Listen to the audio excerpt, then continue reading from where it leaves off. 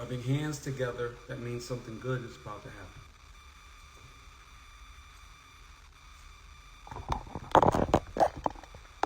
What's up, y'all? 7:30, Wednesday night. Y'all know what it is. 7:30 Wednesday night. 7:30 Wednesday night. It's the Boys Club. Moniece Slaughter. Moniece, well, how you want to play this, Mo? Like, what you want to do, bro? Like, come on. Like, can't fuck with my little nigga Killer Cam. You know what I'm saying? Yeah. Anyway, like I said, it's Wednesday. It's the Boys Club. It's 7:30 p.m. Eastern. And we're going to get my guy Sean Prez in the room so we can get this party started. Y'all know what it is. Every Wednesday is the most real, the realest, the most real. Nothing closer to being as real as us. Relationship conversation on the internet. We do it every Wednesday at 7:30 p.m. Eastern. J. Paul, what up, bro? So let's get it. Moniece. What we doing, my nigga? That's all I got to say. You know how we do.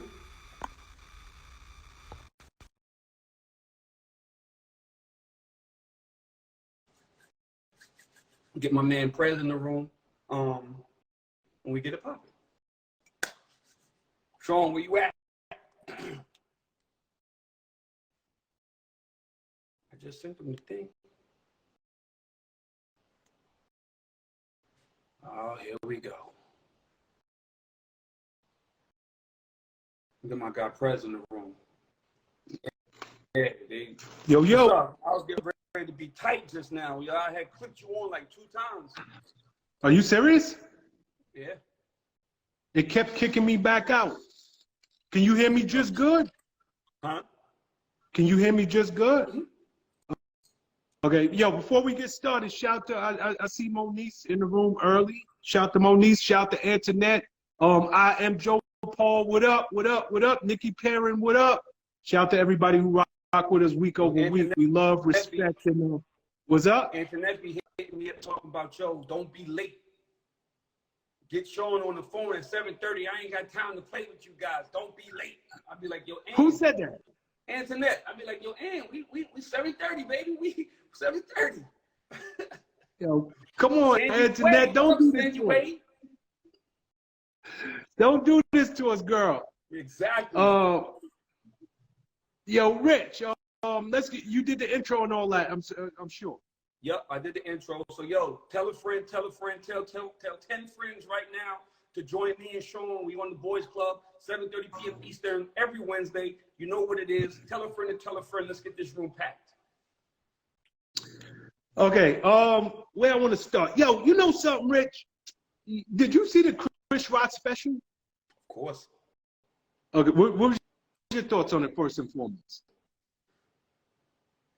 It was hit or miss for me. But the last 10 minutes, he did what he was supposed to do for the full. He was on. You know what I mean?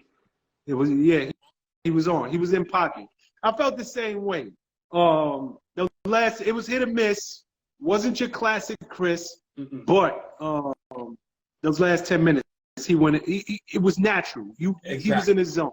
Exactly. Okay, but he said something I wanted to bring up to you last week. We didn't get around to it. Do you remember when he said Beyonce? Damn it! I hope I get this joke right. He was like, Beyonce, if she was working at McDonald's and Jay-Z walked in, a billionaire Jay-Z walked in, she can get him. But if it was the other way around, she walked in McDonald's and that same Jay-Z, Sean Carter, got on one of them buses talking about, can I take your order? Ain't nowhere in the world he can get her. Exactly. How much truth is that? How much what? How much truth is in that joke? 100% truth. 100% truth. That's the double standard. That's the double. See, this is what angers me about women. The double standards that exist in life. Nothing is 100% in the man's direction. Like women, they always be like, oh, I can't have a bunch of bodies because if I have a bunch of bodies, I'm not as you know, I'm not as desirable to other men. But if men have a bunch of bodies, then women love it. But that's true. And it's a double standard for sure. But it's also a double standard that a man could be working at McDonald's and be a good dude with nothing but like the best of intentions, and y'all look past him because he's working at McDonald's. And you looking like, no, this nigga working McDonald's. I'm not fucking with him. Whereas a man going McDonald's, men see beauty. Men see beauty. Men see a woman, if she works at McDonald's, I don't give a shit if she on fries, she on register, whatever. A man sees a woman and she's beautiful, and he's looking at her like, damn, she bad. Damn, she bad. A woman see a man and he working on fries or working as the manager. She looking at him like, yo, this nigga's like, come on, man, you work at McDonald's, bro. You can't fuck with me. You can't, I can't give you no play. That's 100. That's 100. Because you're looking beyond his intentions. But this is the whole conversation of everything recently. Like, this is what everybody says. Like the more internet, the more of what we do comes out on the internet and people are discussing the things that we discuss, you start to see all the different opinions, right? Because now everybody has one. So now you start to see them all. And all the double standards that women were getting angry about, men are coming right back and are countering those double standards with double standards of their own. So let's just take it for what it is. Men are men, women are women. We look for different things in relationships. But at the same time, the same way I can be angry about being a good guy who has great intentions and wants to do my best for you, and my whole McDonald's check, I'm willing to give it to you. You will look past me for that other dude, and he'll treat you like shit. But then me, I look at a woman and see she's in McDonald's, and you know what I'm saying? I'm like, I can, because men don't care what you got. Men don't necessarily care what a woman has, other than her aesthetics. It's the beauty that makes it for a man. You know, and everybody's like, oh, that's not all women. We're talking majority. We're talking majority. And if you don't agree with this, then you're wrong, because this is not an opinion. This is a stated known fact, has been a fact for fucking since time. This is just the way it has been since time. Just same way women get mad when men fuck a bunch of women and they be like, oh my God, he's desirable because all the women want him. That has been like that since the beginning of time. That dude has always been him because women like him.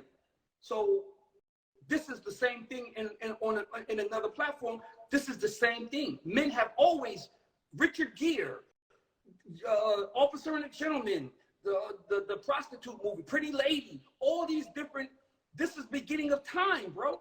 Men have fallen for women who have been the worst of the worst, but they were beautiful. And you fall for the beauty. So yeah, that's my opinion. Yo, it's so crazy because I definitely wanted to bring this up on the Boys Club because, you know, it is a double standard out there, right? And we would love to think that men and women are playing on an equal playing field. And we come on this program week over week and we listen to women talk about where do I find a good man, you know, all the different things that go with dating. We hear it week over week. And I'm just wondering, Jay-Z is Jay-Z. He ain't never been a good-looking dude, for lack of a better way to put it. You wouldn't necessarily put him in the same boat as, you know, some of them pretty boy dudes out there. But Jay always had swag. He clearly had the hustle. But if he was young Sean Carter working at McDonald's, I got to agree with Chris. There's no way on the planet. He says it. You're the biggest Jay-Z fan here. Jay-Z has said it all his life. He's been like, back when I was this, that, you wouldn't fuck with me. He's always been that guy. He's always kept it 100 with with that. You're the biggest Jay-Z fan in this chat. Yeah, you're right. You're right. You're right. You're right. You're right. You know, it's so messed up. And when I heard it, I immediately was like, yo, we gotta have this discussion because these are the things that sometimes you gotta bring. They're so obvious, but people overlook them. Especially when women are like, yo, I can't find a good man. Not to say every dude who's working at McDonald's, Home Depot, fast food joints across America, not to say they're all good dudes. But truth of the matter is, just by virtue of the fact that they're working there, it shows a couple of characteristics that you should take into consideration. Number one, a dude is willing to work for a job that clearly is undesirable. He's willing to go and do a hard day's work and get a hard day's pay. He's willing to put his ego in his pocket, knowing that putting on that baseball hat, that visor, working on fries ain't, something that you really want to go out and on your first date tell your girl, yo, I'm on fries this week. So it's just something that I think that all women should really take a look at. The next time you're saying I can't find a good man, are you overlooking what is directly in front of you? Even if they are not, and every man don't have to be a baller, right? Every man don't have to be a six-figure earner. But what about a dude who is just a hard-working dude? All he want to do is just work, take care of his family, make you happy, and live life. That, are we looking past those dudes? And that's a question that I think all women got to ask themselves, especially when they're like, yo, I can't find a good man. Women are attracted to success. That's why bosses, that's why dudes who have sex with a lot of women, that's why dudes who are successful but maybe not the best looking. Women are attracted to success. They don't want a dude who is not successful. Working on fries is a honorable job. Somebody got to make you your fucking fast food. But in the event that you bump into that dude at the McDonald's, you don't look at him as successful. You look at him as below successful. You look at him as less than successful. So you don't. But you would look at a dude who you deem to be successful.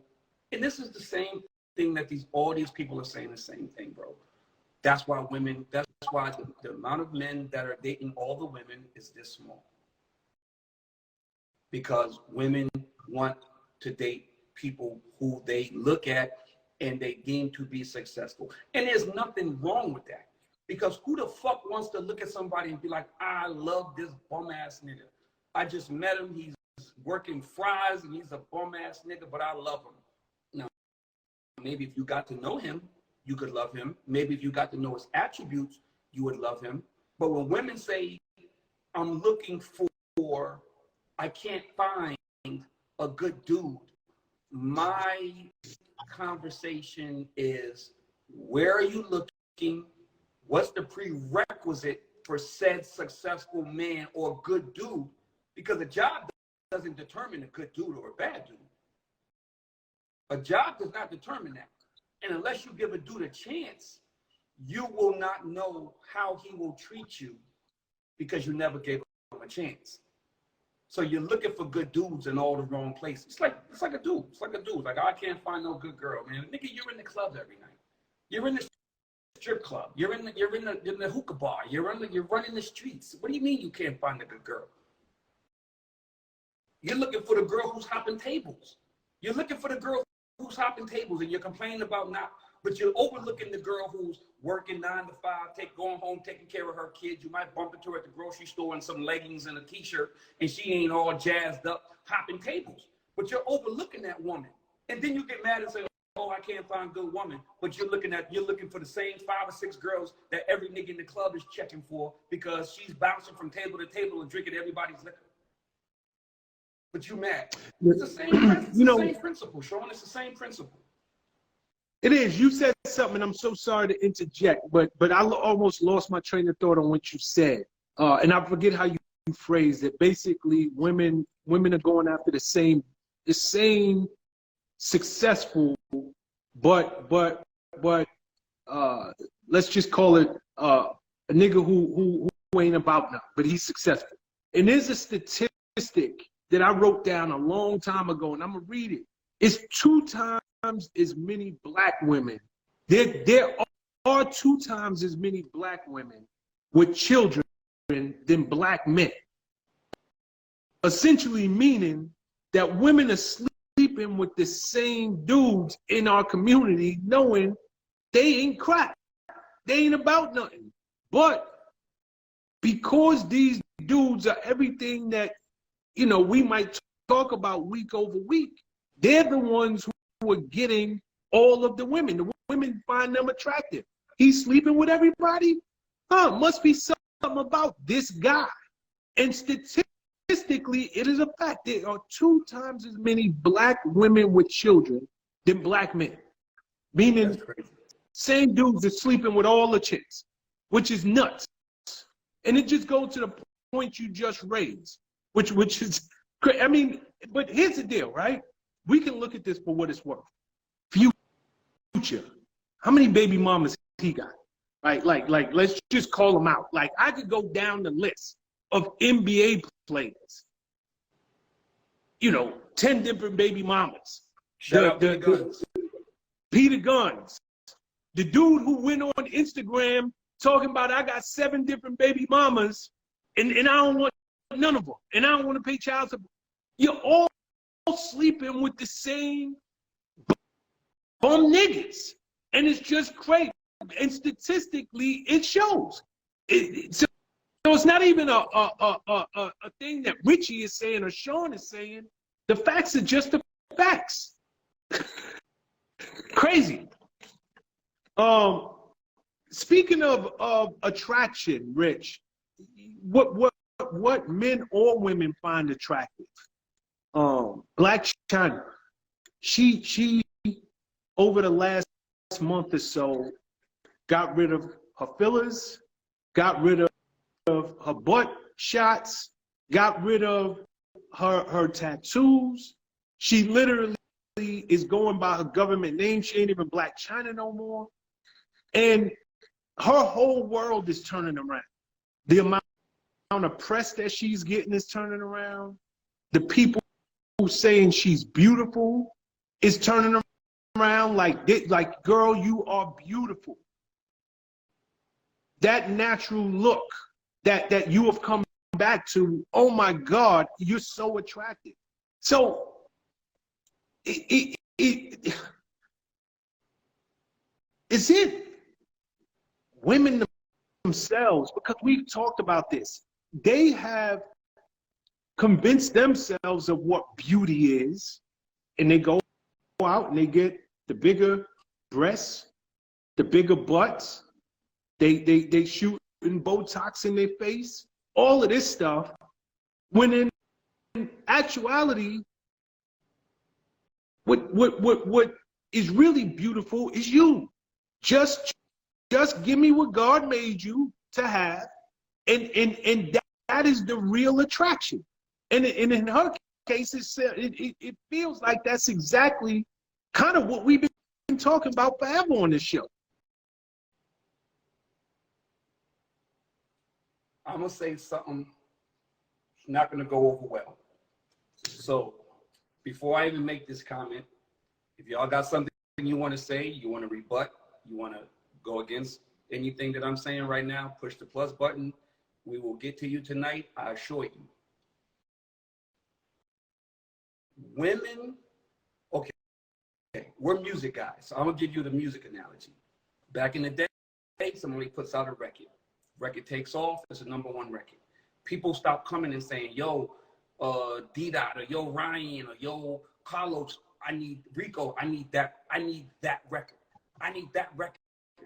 So it's almost like the whole industry turned into a copycat industry, where now you got the whole music landscape, urban music, R&B music sounds alike, because everybody's chasing that record that was successful instead of doing your music.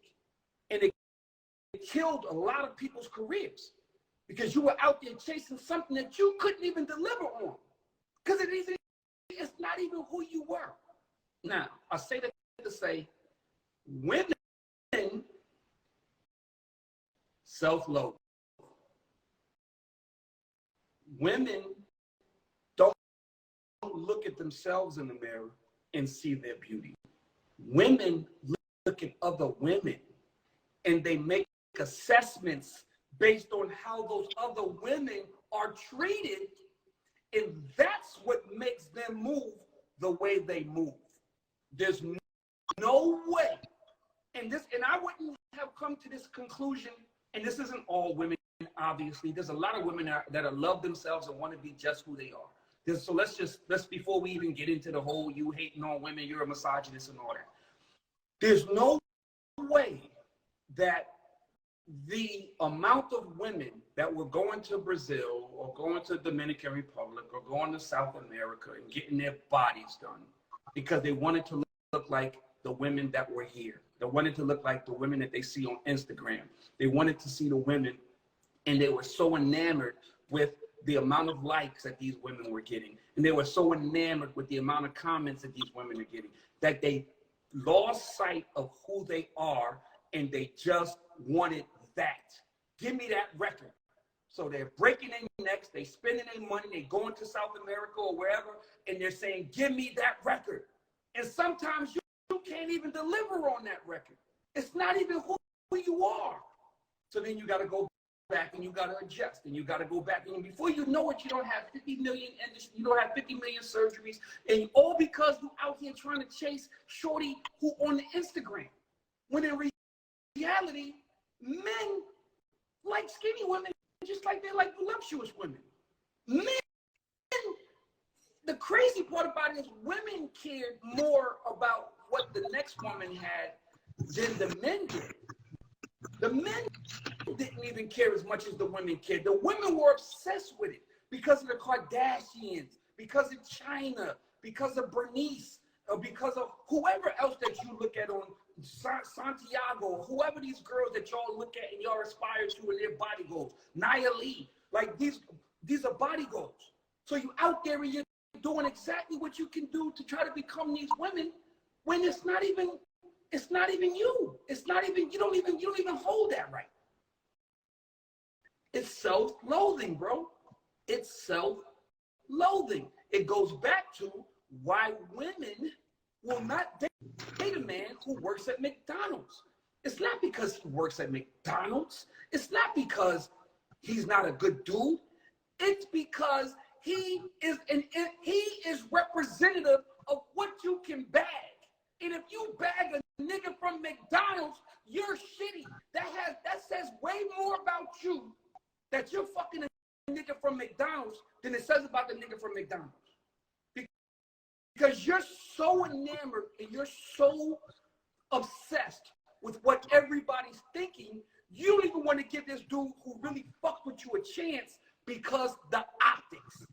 You don't even want to walk around being yourself no more because the optics. And the conclusion is not based on anything other than what you just said. How much positive publicity China's getting. How much positive publicity the Kardashians would get. How much Amber Rose and all these chicks who decided, I'm getting rid of all of this, I'm going back to me. Me is perfect. Me is this. Me is that. It took these women that you guys look at as goals to say the shit that you're supposed to say to yourself. I don't need Sean Prez to tell me nothing about how I look. As a matter of fact, it's fucking weird for me to go out there and obsess about how another man looks and try to be that man. That's fucking weird, right? But women, that's what y'all do. And this is a microcosm. This is a microcosm of the bigger picture. It's a microcosm of relationships. It's a microcosm of why the same 2-3% of the dudes is getting all the booty. It's a microcosm of why y'all like what y'all like. in terms of bags and watches. It's a microcosm of all of that. It's a microcosm of all of that. Now China is getting rid of all that shit, and watch everybody break their neck. Watch they break their neck, because now it's officially cool to be you. It's officially cool to be you and who you are. It's officially cool because Amber Rose said it, because fucking China said it, because Kim Kardashian said that she might get rid of some of that shit. It's officially cool. And here y'all go. Now, y'all can hate on me if y'all want to. You can disagree with me if you want to. But if you really, really, in your heart of hearts, know what I'm saying and you try to deny it, you're lying to yourself. You're lying to yourself. Because I'm not stating nothing that ain't 100% factual. This ain't theory. I don't need this shit to be made a fact. This is factual. Yo, it's so crazy, Rich. Everything you said is so on point, right? And I remember one night, I mean, me and you have had this conversation 50 million ways from Sunday, but I remember one night in particular, people were arguing with us when we was talking about girls going to South America and getting their butt done, getting them BBLs, coming back, spending all that money. Now they got bigger chests, all of that. And the girls would, first and foremost, we're men, and we're telling y'all don't need to do all that. Y'all were arguing us down, talking about what we want. Oh, y'all, do you remember that conversation? That night they were going crazy.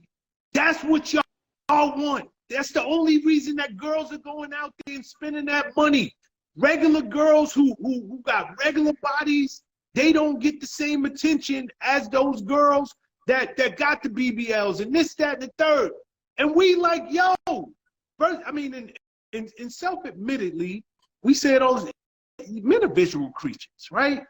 But that don't change what the definition of beauty in our eyes is.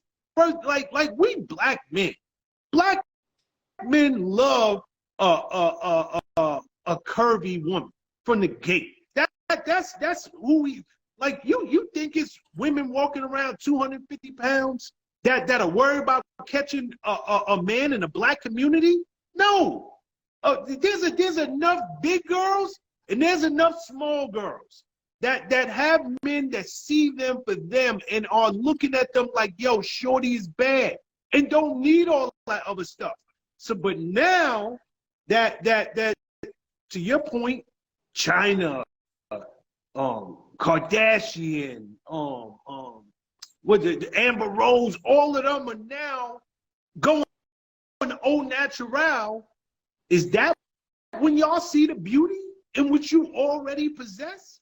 It's shockingly insane to me. And I think that this should be a wake-up call. And it's the reason why the boys club is so necessary. But y'all won't listen to us anyway, but it is necessary. It's like when a girl is having a problem with her man. The first thing she do is run to her friend who's a girl who's having problems with her man and asking for advice. Like, what the hell are you asking her for? She don't know. She can't figure it out with her own man. And that's the antithesis of why we created the boys, to help y'all understand how men think, why we move the way we move. And even when we're giving it to you straight from the horse's mouth, you're still telling us what you believe. And it's just crazy because now I see Blac Chyna getting better press than she's ever gotten since she's come into the public eye. More people are calling her beautiful. More people are saying she's gold. More people are going and they're taking all of that crap out their butt. You know, Cardi B, same thing, is on a tear right now, talking about do not get them butt shots. Do not do this. Do not do that. Now it's okay. So y'all are all gonna follow after spending all that money to look like a cartoon character, Jessica Rabbit or something, when the beauty you had it all along, and it's the most bizarre thing to me. But hopefully, this is a wake-up call that, for lack of a better way to put it, you're enough. I promise you. Like, y'all are like men love beautiful women, and beautiful don't all look the same. And to your point earlier, Rich, you were talking about the record label example where, you know, somebody come out with one hit record, and now every A&R is like, I gotta have a record to sound like that. Just because one girl burst into the public, you know, it started, truth be told, it started with Jennifer Lopez. She come out, she got the big butt. Kim Kardashian said, oh, let me go get that. And then every woman on planet Earth go get it. But beauty, niggas, it's a reason people want variety. Like give me a big girl. Give me a small girl. Give me somebody who big on the bottom and maybe the chest is not as big as so. It's, come on, y'all. But this, just in the interest of time, I'm gonna move it. That's the microcosm. It's the same principle, Sean. It's women listen to the same 3%. They listen to the same 3%. So it's the same 3% of the niggas that y'all think are setting the trends that y'all are following behind. And you don't understand, there's 97% more people out there that have a whole different perception of what beauty is. But y'all don't want to hear them because they're not on your level. Or Cardi B is this person, or China is this person. She bagged that guy. Or Amber Rose fucks that guy. And I need to be fucking guys like that. So I need to go do what she did because I need to be fucking guys like them. That's the same. Then you wonder why all these girls is a fucking circle of girls that fuck the same circle of guys. Yeah. Y'all create, and I said it last week, and niggas got mad at me. Women have the power. If y'all don't know that by now, like, everything is based on the woman's power. For you to be successful as a musician, an actor, women gotta want to fuck you.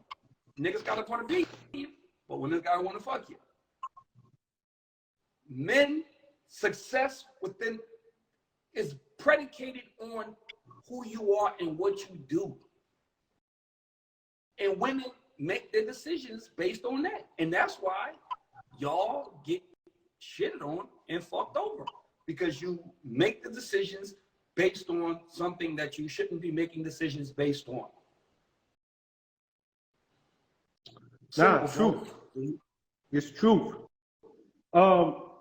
Yo, I hope you remember this caller. I think she came in last week. If she wasn't last week, she was the week before, but I'm almost positive she was last week. Her name was Rachel, and she was coming in from Philadelphia, or Pennsylvania somewhere, but I think it was Philly.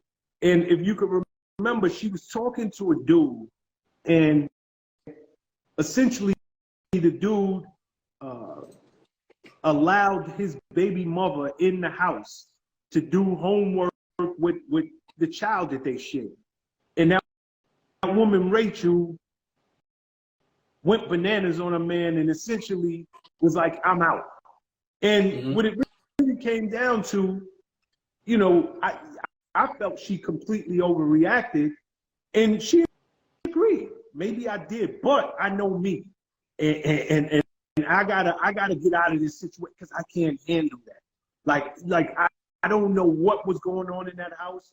And all she had ever known, first and foremost, the baby father told her. It's not like he got caught. It's not like he lied or anything. He was like, yo, she came over. She came in the crib. We did whatever with our child, and she left. But Rachel's mind just went somewhere completely different. And she took herself out of that situation. So my question to you, Rich Dollars, what is, you know, and I thought about this last week when we was talking to her. What is an acceptable amount of communication with your ex or with your child's parent, with the co-parent? What is considered acceptable? Because in that case, it seemed innocent. It did. Rachel's man didn't lie to her. He told her what it was. It wasn't like the woman with actually his ex is now married. She's got a new husband. So is there an acceptable amount of communication when dealing with your ex or your baby parent, your baby mother or baby father? I'm gonna say this. A woman can't determine how much interaction a man has with his baby moms, and a man should not be able to determine how much interaction a woman has with her baby father. It's all about co-parenting. Some people can co-parent because just by virtue of their personalities, they're independent. The kid is independent. The kid will call the father and have conversations every day, and you'll fuck around and find out, oh yeah, oh, we doing something on Friday. Oh no, I'm going to see daddy. I spoke to him. I called him on the phone the other day. So there's not there isn't a lot of interaction in that, right? With the two parents. But if the child needs the two parents to be present, the other people should not be able to tell you how to raise your child. Now, with that being said, if your insecurities are to that level that you can't accept what I'm doing, then we can't be together. And that goes for men and women. If your insecurities of how I'm treating my child and how I'm moving and how I'm co-parenting, if you don't agree with my co-parenting tactics, then you can leave, because you are not going to have that much power over me to tell me how I am going to raise my child.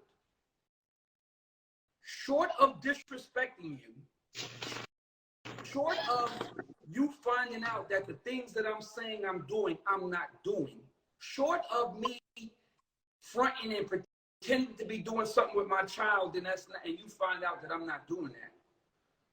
Short of me allowing my baby mother to disrespect you, you should not have the power over me to tell me how me and my baby mother are going to raise my child, because that's going to create problems for me that you cannot fix.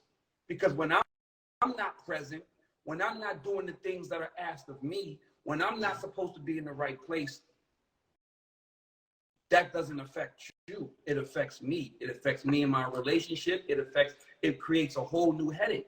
And I'm sorry, I can't give you that much power. And if you don't like it, if you're insecure, and I say insecure, and there's a big difference between being insecure and having proven that this nigga's not doing the things that he say he doing.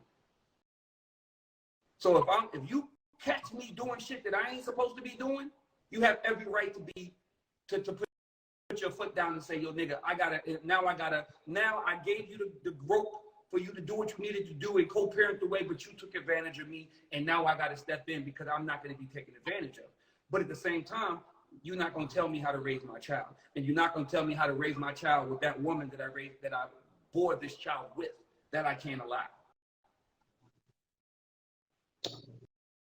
You know, this is, and again, I don't even know if Rachel is in the conversation tonight. But if you are, I'm only using your situation as a conversation starter. Not that you did anything right or you did anything wrong. I think I commend her because she's lived her truth, right? She said, I can't take it. That level of communication, having your baby mother walk into your house and I'm not there, I know I'm not ready for that. So I'm all for anybody standing by their truth. I am. If you can't handle it, I think it's better for you to remove yourself from the equation than to act up, wild out, throw tantrums, drive yourself crazy. And especially when there's a kid involved, because the kid is going nowhere. So number one, I'm going to say this. for anybody who's thinking about dating somebody with a child, this is what you need to be thinking about up front. I don't care how smooth, how cute, how good looking, how handsome, how big a earner, well established that man is. If you are naturally a jealous, naturally an insecure, naturally a highly sensitive person, you need to it's okay to be honest with yourself. I know that this man has a child, has children. I know because he has children, he is going to deal with another woman on some level. Can I handle this? And if I can't handle this, as good as this man is and as good as he might be treating me, you're not for me. Before you give up the butt, before your heart gets too invested into this situation and now you can't think rational because you're too busy thinking emotional, look at what's at hand and just, yo, I can't handle it. So that's number one. But number two, you know, we in a perfect world, or women in a perfect world would love, or society, let me get my words right. Society would love to see baby mothers, baby fathers, exes get along properly, act appropriately, put the kid first, be mature, be responsible, and no matter why we broke up, our priority is these children. But when you have somebody in your ear, man or woman, who are coming into your situation knowing you got kids already, knowing you have a child, knowing you got to deal with the other person, and they are super insecure and they're stressing you and they are accusing you of things that don't exist, and they're bringing problems into a relationship that shouldn't even be there. You're part of the reason, like in a lot of times, why men don't get along with baby mothers or vice versa. You're part of the problem, not really taking into consideration that your own insecurities is not allowing this man to have a relationship with his child and with a baby mother that is mature and adult, because he knows any little thing that if I'm on the phone for 5 extra minutes with this person, I got to get off the phone and explain. If I am speaking to the baby mother, but meanwhile my child has a phone, why are you talking to her? You can call your son or you can call your daughter directly. What is the purpose of you always having to speak to her? It just makes for a very bad situation, and you add to a problem that in some cases it wouldn't be a problem there. But to go back to the original question, what is an acceptable amount of communication? I mean, an acceptable amount of communication with your ex or with your baby mom? I think it varies, right? And this is just me. But I think it starts with everything that we just spoke about. You have to be honest with yourself. What can I handle? And go to this person and say, yo, I can't handle a woman coming into your house. I don't care if it's your ex. If I'm not in that house, I don't know what's going on in that house. And maybe some old feelings come back, or maybe they don't. But my brain won't let me even sleep for 5 minutes because I'm too busy worried about what happened in that 30 minutes that this woman was in your house. I think it starts with honest communication, even if that honest communication makes you look a little nuts. It's okay to say, I'm jealous. It's okay to say, I'm insecure. It's okay to say, I am not comfortable with this situation. So can we establish some ground rules because I don't want us to break up. But at the risk of making my own self look crazy, I know me and I can't handle it. So if you have to, you know, do something with X, Y, and Z, can it be in a public place? You know, I'll come over. Whatever it might be. And I think it just starts with communication, but it varies. And I think so long as lines are not crossed, I think where the problems come in is when lines are not crossed, people get resentful. Yo, you accusing me of something I ain't even did. Like if I wanted to be with honey, I would be with her. You know, it just gets to a point where men are pissed, and I'm gonna say men, but it goes both ways, because I'm sure it's a lot of men out there stressing they current girls, and they got to deal with their baby father, and men are on their neck, like women like, yo, if I want to be with homeboy, I want to be with you. Like what is it about this that you don't get? He is my ex, and it's an ex for a reason. But it's always a hard one. But I think it starts with honesty about who you are, and then honesty about what you could take, even at the risk of you sounding crazy. So that's just my thoughts. No, I 100% agree with you. I think it's both people's responsibility. It's your responsibility as a woman or a man that's dating someone with children to be respectful of the co-parenting and to be honest and upfront about your emotions. Everybody's not going to agree with every single thing every single day. Sometimes you be like, you're doing too much today. Okay, I get it. And then it's also my job to try to accommodate you on that. As long as it doesn't go overboard, as long as you're not keeping me from my responsibilities and doing the things that I need to do. If we sitting in the living room and the conversation has gone off the kid and it's been off the kid for the last 10 minutes and we talking about sports and what they used to be and how things used to be, and you listening to my conversation like, yo, nigga, what are you talking about right now? Ain't nothing going on about that motherfucking baby. Now you being disrespectful to me. You know what? Gotta go. Because it's my job. So let me ask you something, Rich. Let me ask you something. If you was with a woman, right? Mm-hmm. And she came to you, not beefing at all, and had a very mature adult conversation with you. Look, I know who you are. I know you got kids, and I know you got to deal with a baby mother or two out there. But I can't handle you dealing with these women. So, can we establish some ground rules?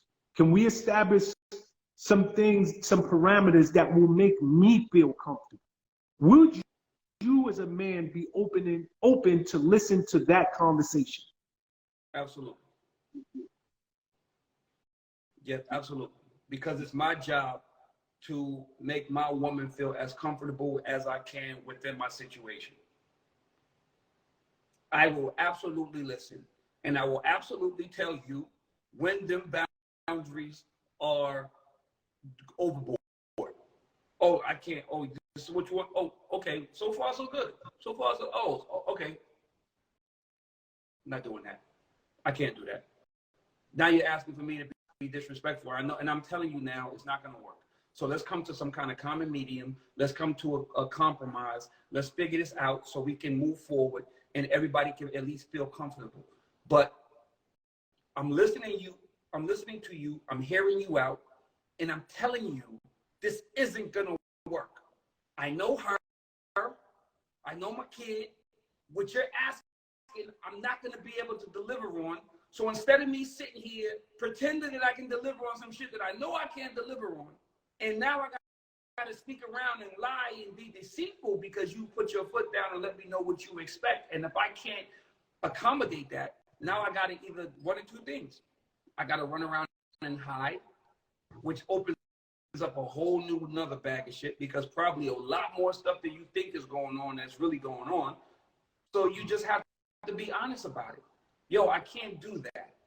So I can up until 8, you had me. 1 through 8, I was good on. But now you got the 9 and 10, and I don't know if I can accommodate you on 9 and 10. So if you're willing to throw this relationship out over 9 and 10, when I'm giving you 1 through 8, then beloved, you ain't really want to be here anyway. Because now you asking me to do some shit that I would never ask you to do. And that's the whole trick to this shit. Don't ask nobody in a relationship to do shit that you don't want to do.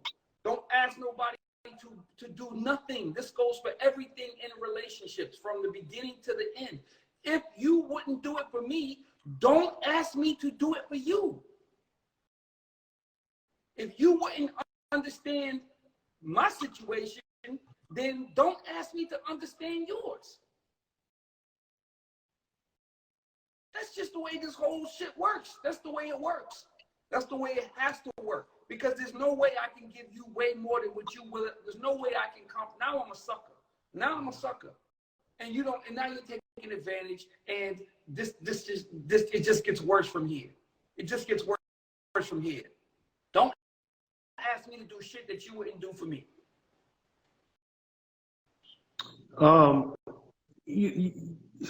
Before I give my thoughts on this, we're about to open the phone lines. So for anybody who follows us and is part of the conversation week over week, you know where I'm about to go with this. For anybody who's new to our conversation, we got some very basic rules. Now is the time to hit that plus button below. That plus button, it alerts us that you want to be part of tonight's conversation. Please hit the plus button if you're trying to get into this conversation. But number one, you must be in a well-lit area. Please do not call us and it's super dark. We can't see you. Lights are off. Be in a well-lit location. Number two, be somewhere with really good Wi-Fi or great cellular service. Number three, you must be willing to show your face. You must be willing to be on camera. We do not speak to empty screens. And lastly, as much as we love interacting with you guys, and we love to hear your opinions, especially on some of the things that we talked about tonight, you must end it with a question, because we use this part of the conversation to give advice, to help share whatever you're going through from a male perspective. And the time that you're taking up just pontificating and talking forever and not having a question is taken from somebody who might really be in desperate need to get advice. Okay, with that being said, and just to catch everybody up, this part of the conversation was about what is an acceptable amount of communication that anybody should have with their ex, their baby mother, their baby father. And then I asked Rich if a woman that he was dealing with came to him and she was mature about it, and she told him, "Yo, I'm not comfortable with a certain amount of communication." If she did it in a mature way, would he be open to listen?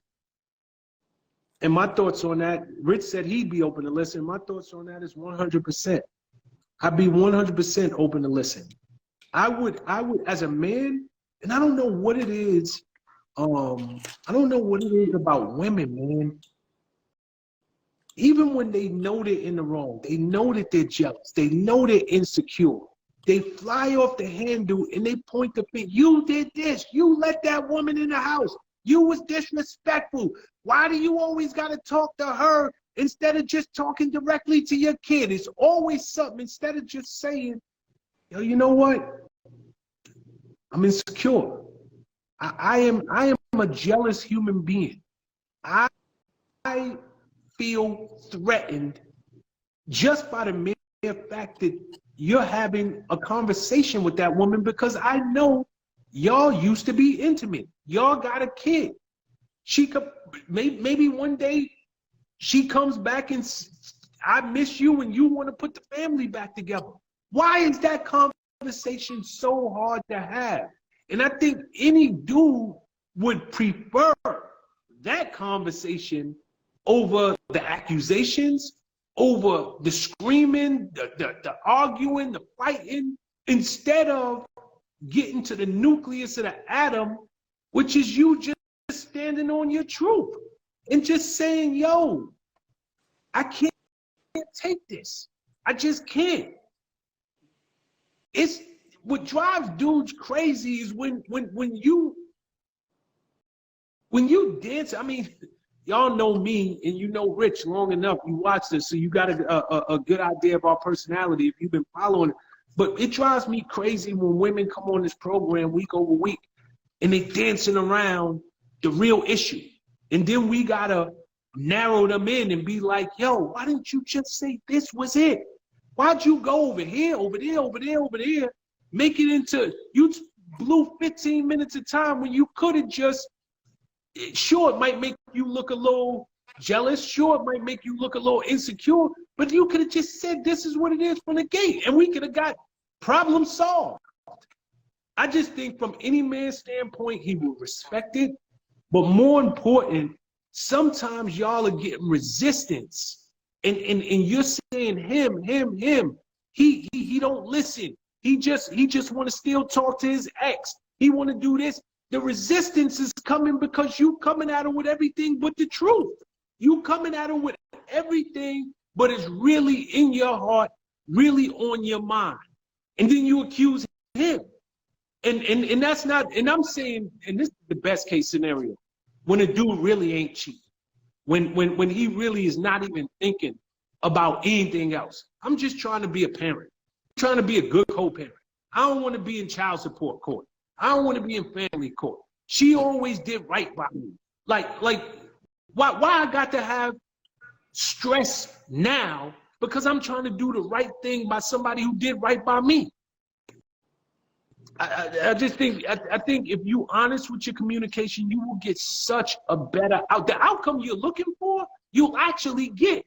You'll get. Even that woman last week who flew off the handle and she broke up with her man who was a good man.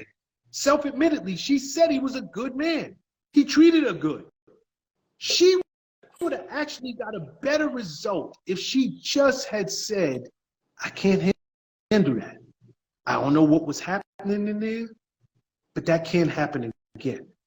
Are you good with that? And come up with some parameters. I promise you, she would have had a much better result. You saying the magic words.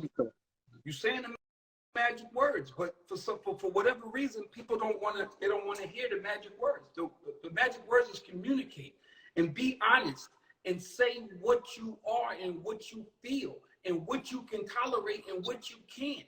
And if I want this relationship to work, then I am going to work with you within the bounds of the relationship. But if you coming at me every which way but loose, and I don't even know what the issues are because you don't communicate them, then this is just gonna get ugly.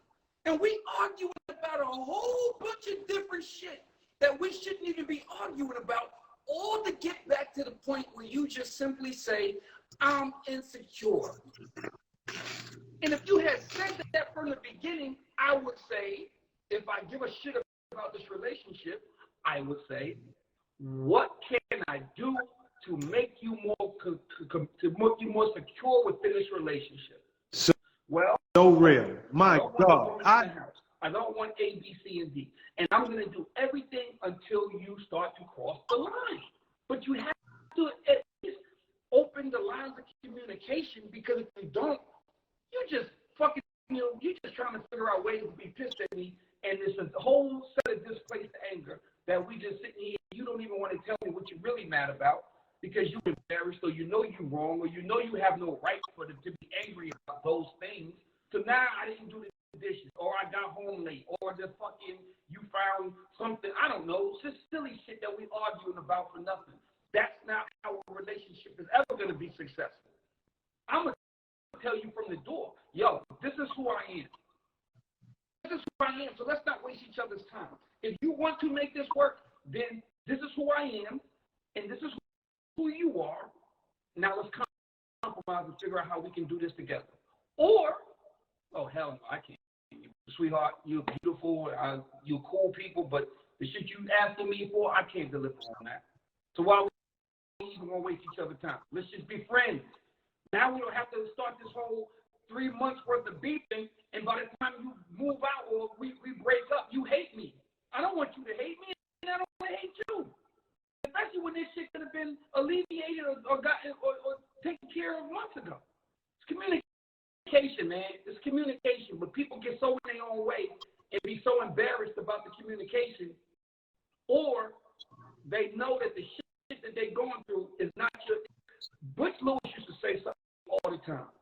He used to say, Dallas, don't make your shit my shit. Don't make your shit my shit. And I'd be like, what the fuck are you talking about, Butch? Your shit is your shit. You handle your situation. Because if it has nothing to do with me, and I'm not doing nothing wrong, I don't need to be answering for your shit. You deal with your shit. You deal with your insecurities. If you know you're insecure, you deal with your shit. Do not bring your shit to me because it ain't mine. It ain't mine. I don't have nothing to do with the last nigga. I don't have to do with the nigga from high school. I don't have nothing to do with the uncle who touched you when you was in fucking the 6th grade. I ain't got shit to do with none of that. So don't bring your shit here. Don't make your shit my shit. Real. All right, let's let some callers in. Let's do it. And SB, you've been talking all night. This, so you know, I don't know if you've seen SB in here, Fred, but SB been going hard all night. Are you serious? The comment section. Let her in. Lisa Elwood. SB wasn't even in here last week. SB, where you at? You been talking crap? Let's go. So I just hit, okay, let's go. I just did Lisa Edwards.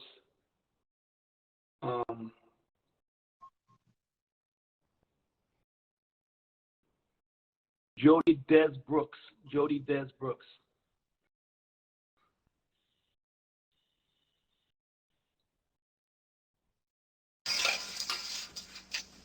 What's up, mama? What's your name? Where you calling from? That's Jody from Detroit. That's right, what up? Sean. Don't act like you don't know Rich. What up? The D is in the building. What up, what up? So my question for you guys this week was, okay, so you guys know I'm in the co-parenting relationship or whatever. Mm-hmm. Say you add that next person, you know, you're starting a new relationship or whatever. Relationship's been going good. You haven't had any problems, anything like that. But you feel like the co-parenting situation is hindering the new relationship. But it's not hindering it in a way to like tarnish you guys' relationship towards each other, but kind of like making it stagnant. What are you talking about? You got Like, explain. okay, so I co-parent, but I have I have another relationship. Okay, so the other relationship I feel like is kind of moving slow because of things that happen with the co-parenting relationship. Like he kind of sees the ignorancy of what goes on the side of, you know, the baby father. He sees my reaction to it, which my reaction normally is basically like, you know, I ain't got time for this. I don't feel like dealing with you. I don't want to talk to you, blah, blah, blah. But I feel like it's kind of holding us back because he says, like, you know, if we try and do things, it's like, oh, well, what will he say?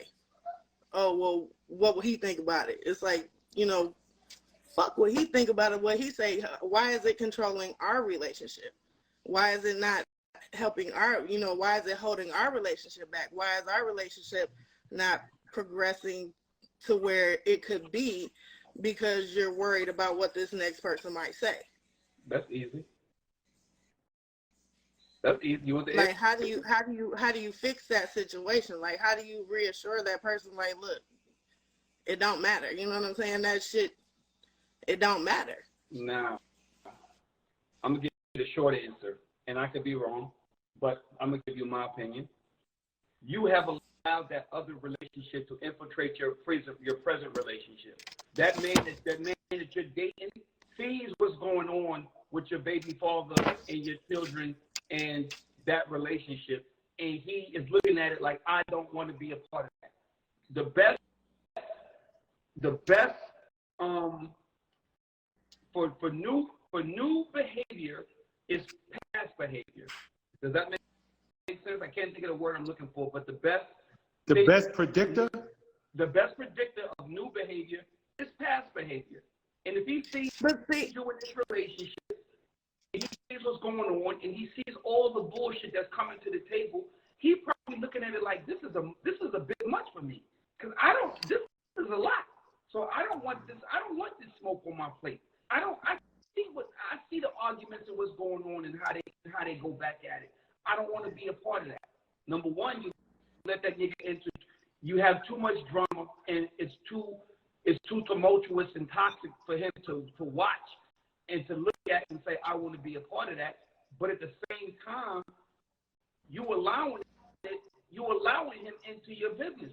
You allowing him into your co-parenting for him to see everything that's going on. So either one or two things. Either it's overwhelming you, and you are losing control based on what's going on, and he's seeing that and don't want to be a part of it, or he's just from the outside looking in at the toxicness of the relationship and is saying to himself, I don't know if this is for me.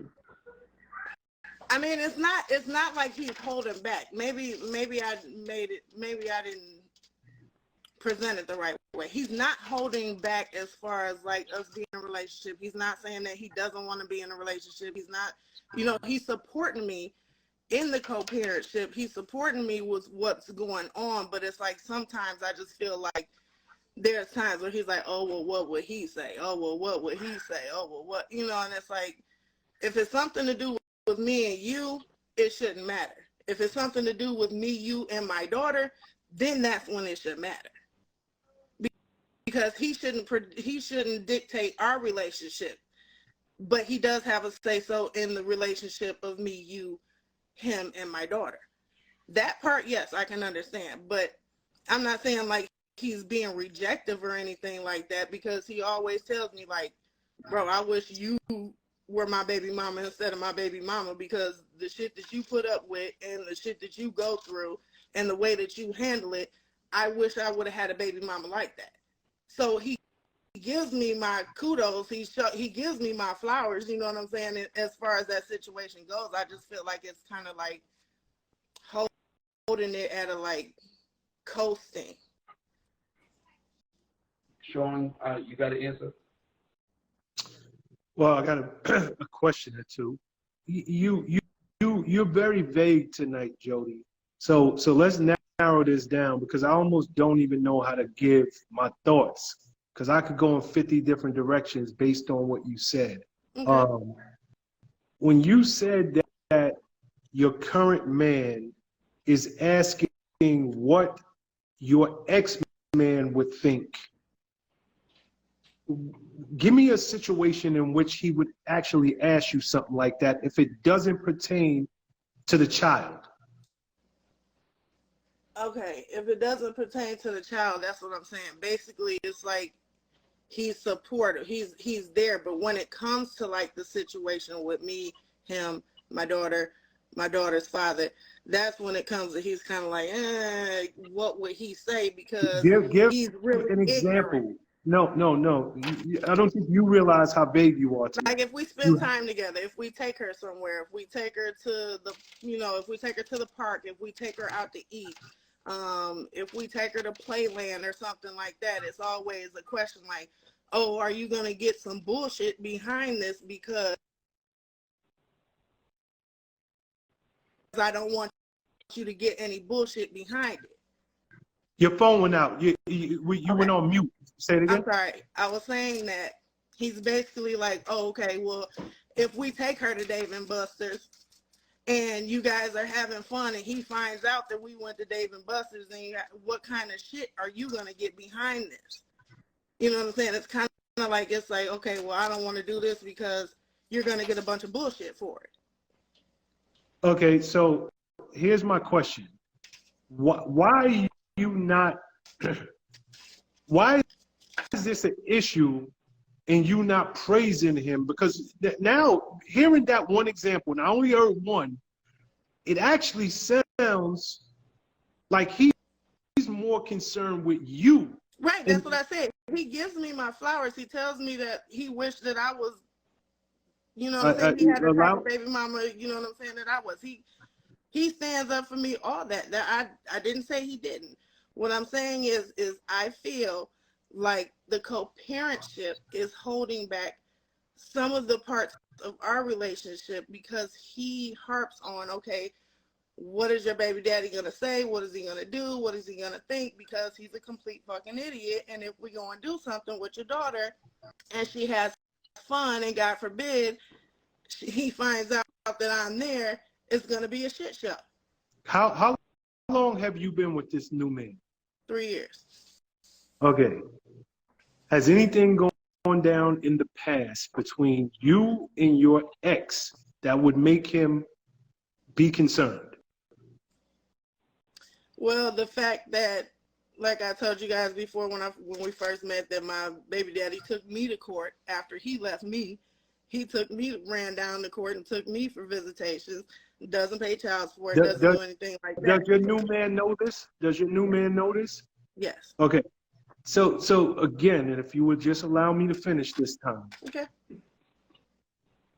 It sounds odd, for lack of a better way to put it, that you see this as a problem, because from the outside looking in, it seems like his concern is not the dude, but his concern is you.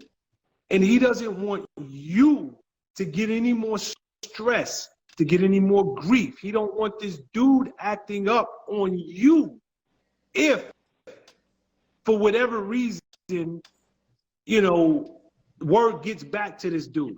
As I'm listening to the example that you gave, or one or two examples, it really doesn't seem like it's that he's worried about it almost seems like you should be praising him. But again, I only heard one example. That's it. Mm-hmm. But it really sounds like he's so into you, he don't want you to be stressed, because when your ex finds out that you did something with a new man and his kid, now your ex is going to take you back to court. Your ex is so it sounds like it's more concern than anything else. And again, that's why I was asking you to be specific, because I only got one example here. But if this is indicative of what is going on, I look at it, and Rich, you could tell me if I'm looking at it off. I'm looking at it like this man is really a responsible man that is very concerned about Jody and Jody's well-being and Jody's stress, and he don't want to bring any extra stress into your life. So if that means we should not take the kid to do X, Y, and Z, or if it means we should move just a little bit differently, and it ain't gonna drive your blood pressure up, I'm willing to do that as a man, because number one, I have a child and I have a baby mother, and I know how this goes, but I've also seen your baby father put you through some bull crap for no reason. And I'm just trying to be a mature, responsible, loving man to you, and make sure I mitigate any circumstances that could happen before they happen. That's what it sounds like to me. And he's talking two parts. He's a father, but he also watched your baby father act up. And that's it. I mean, it sounds spot on that you say it like that. And that's why, number one, I love the boys club. And that's why I call in and push that check, because it's times where I may be misinterpreting something. And I just want a male's point of view to see, like, okay, are they thinking the same way he's thinking? Is it coming off the same way? And it does. Basically, you hit the nail on the head of the coffin. You know what I'm saying? What you say is what he say. He doesn't want to run my blood pressure up. He doesn't want to stress me, but maybe I interpret it as a hindrance. Maybe I'm looking at it the wrong way. That could be me. It definitely could not be him, and I can take accountability for that. Yeah, based on the example you gave us, that's really what it sounds like. And if he's telling you the same thing, then we know we on the same page. Real talk. Yeah, That's what it sounds like. And you got to remember, anybody who, now I'm speaking from a man's point of view, any man who is dealing with a bananas baby mother, they are hypersensitive and they are very, very aware of the other side, because I'm dealing with somebody who's hard to work with. I'm dealing with somebody who the first chance they get, they're going to make my life miserable, but they're going to use the kid as the reason why. So it just sounds like you dealing with a mature man, and he don't want that because he know what he going through. So he don't want that for you. And it actually sounds like he's a good man for even thinking that way. And he is. He's a great man. I'm not going to take that away from him.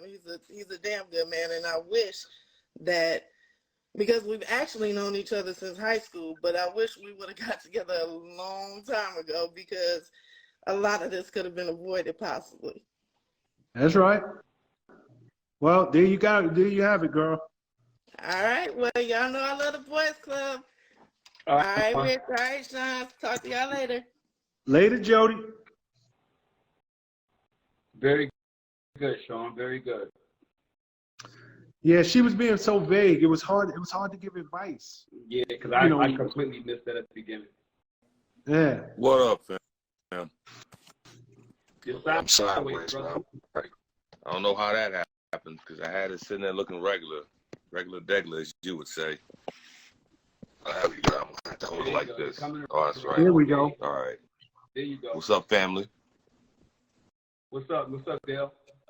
I'm just trying to figure out what's the complaint issue going on with all these women so much. There's so many smart, beautiful women, and I've been in a situation where my ex had kids and we had a kid, and then to somebody else I've gone out with, and I was like, it's a difficult situation for us as men, because one, you really got to know this female, that she's not still knocking around with the ex, that he still isn't at this pinnacle. So that's the thing you got to understand. If a man has a child with a woman, and I've been that dude, I know I can. I'm trying to be careful here. I'm not saying I can get anytime I want to, but under the right circumstances, I've already been there, so she knows what I can do. So if I catch on that down moment with some other guy she's with, it is what it is. And so as a man that's dating a single woman, you got to realize that unless she's completely done with this, meaning that she's like, the only reason we talk is for the kids, we ain't going out for coffee, no, I don't want to see you at the birthday party, because I do that with my ex. I'm like, if anything dealing with my son, like, if it doesn't bring up Ezekiel, that name doesn't come in the conversation, nothing else to fucking talk about.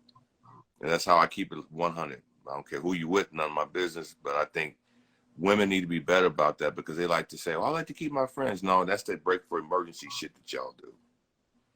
So what are you saying, Dale? You saying that what?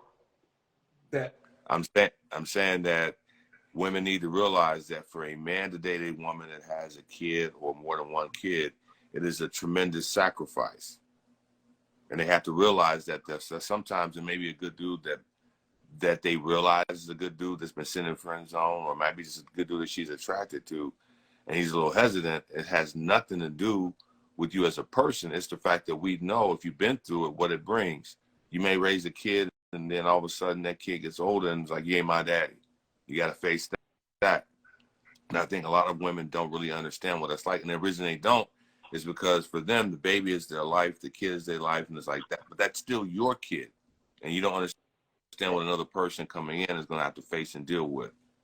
so as a stepfather, so basically as a stepfather, you're saying that as a person that's coming into a relationship, it's difficult for a man because this is not your child.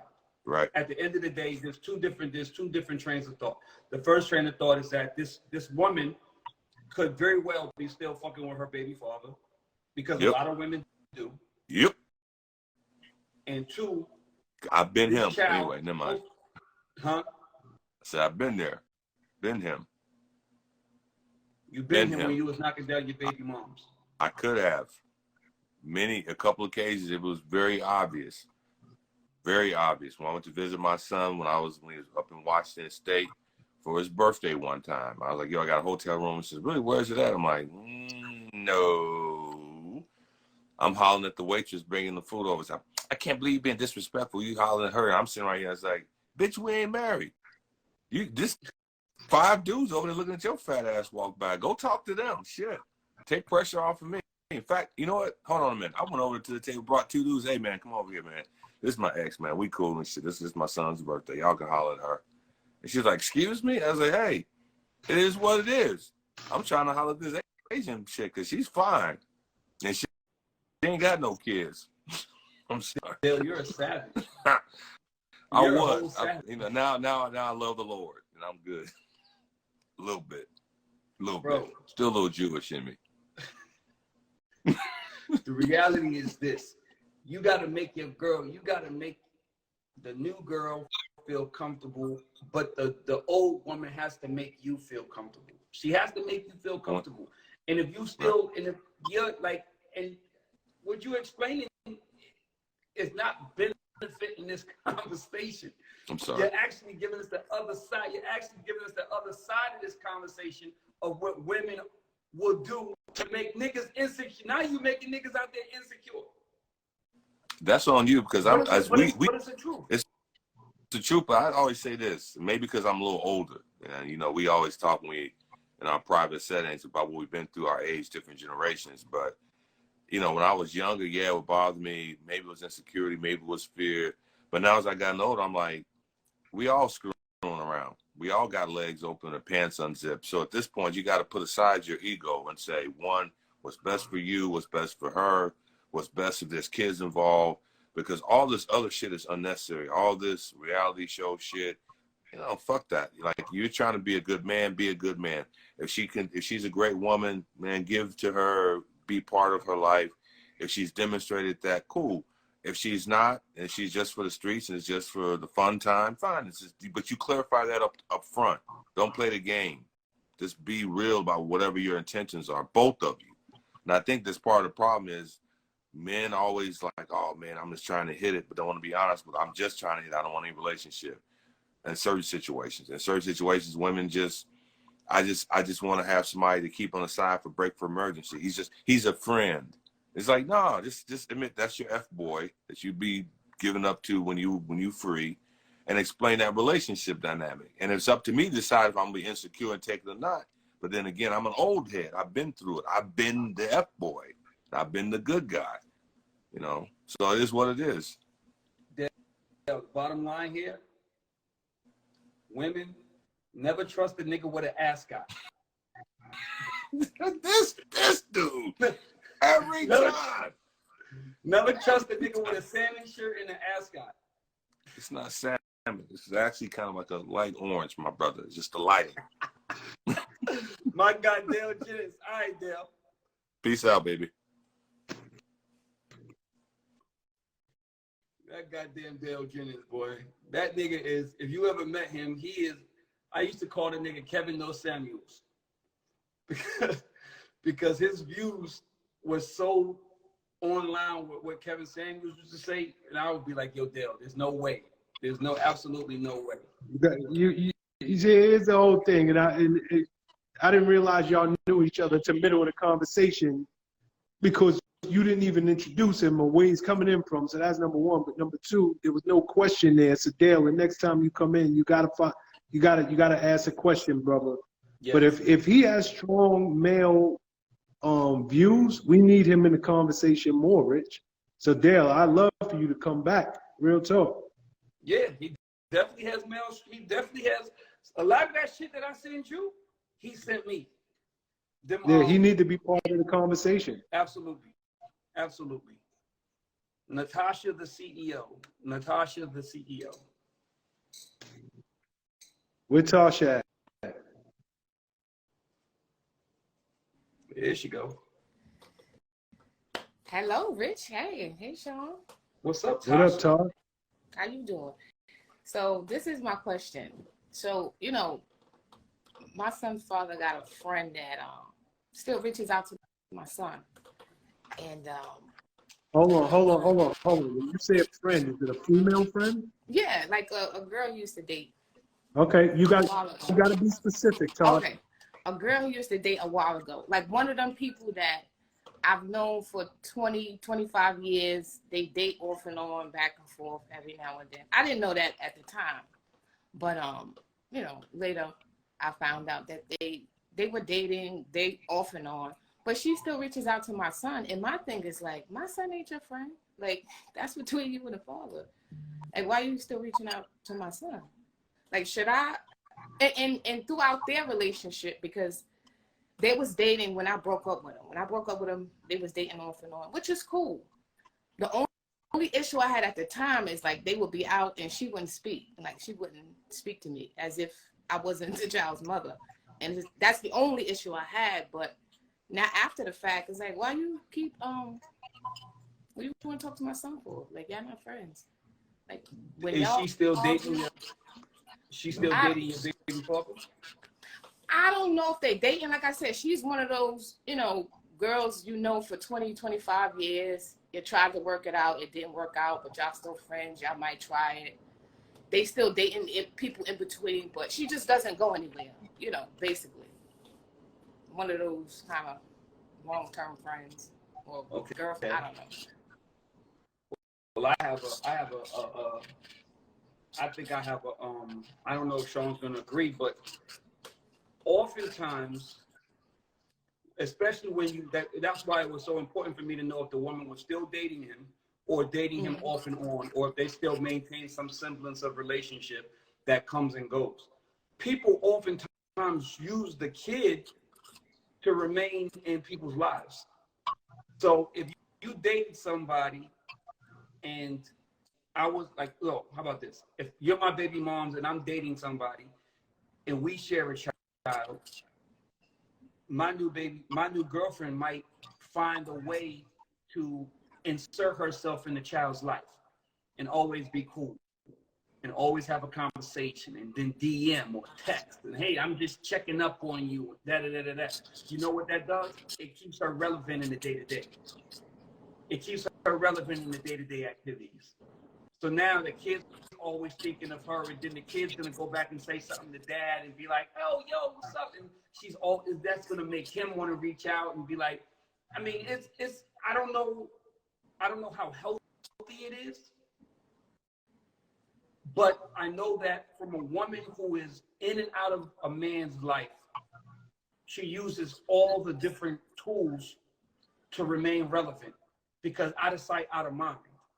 And if you can maintain a relationship with the child, and that's super duper easy for you to do just through a text or whatever, then that means that you're probably maintaining the relationship with the child's father, because there's a conversation here and you're always a center of conversation. But as a mother, I imagine you're wondering, like, so why the fuck you still texting my child and this nigga moved on, and why are you even still around? But it's not about her, it's about him. And it's about him cutting that relationship off and letting it be known that we're not getting back together. So unless you just genuinely, and you said they don't, unless you genuinely have a relationship with my kid, then there's really no need, because the nigga looking at me like, yo, why is this chick hitting me, dad? I don't even fuck with her like that. And if that's the case, then it's the father who needs to dead that relationship and move on. Does that make sense? But she's been around my kid because they was together for a while. You know, she's been around my son, and when they was together, so they have a relationship. It's just like, to me, it's weird. Again, I don't, off the back, I'm like, nah. But maybe I'm overreacting. Like, is it a big deal?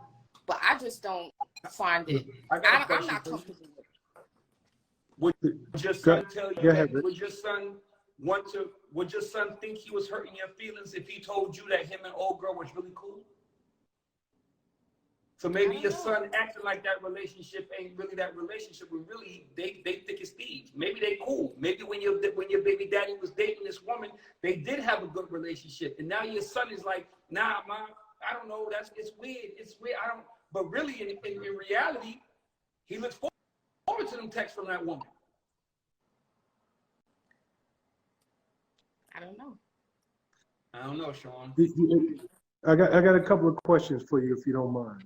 How do you know she still keeps in touch with your son? Because I go through my son's phone. How old is your son? 12. Son's 12. Okay. Well, I feel a couple of ways. Number one, I agree with what Rich said. Okay. It may be a way for her to stay in your ex's life. That's number one. And number two, if she's been around for 20 years, off and on, she probably has a real bond with your son. I know he's your child, but he's also your ex's child. And if that was your ex's woman, he probably had her around your child, and they formed their own relationship. So with that being said, it's not as weird as you think. It's not like, okay, just because I'm no longer with your father,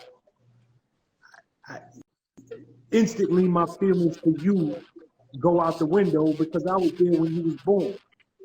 I was there for your 5th birthday. I was like, she's been in and around your ex for 20 years. So, you know, I would just tell you, it may not be as weird as you think, but as his mother and him being 12 years old, you do have a right. Now, if you told me your son was 16, 17, I would tell you you're reaching. But you do have a right at 12 years old to go through your son's phone, to have a say-so on who he communicates with.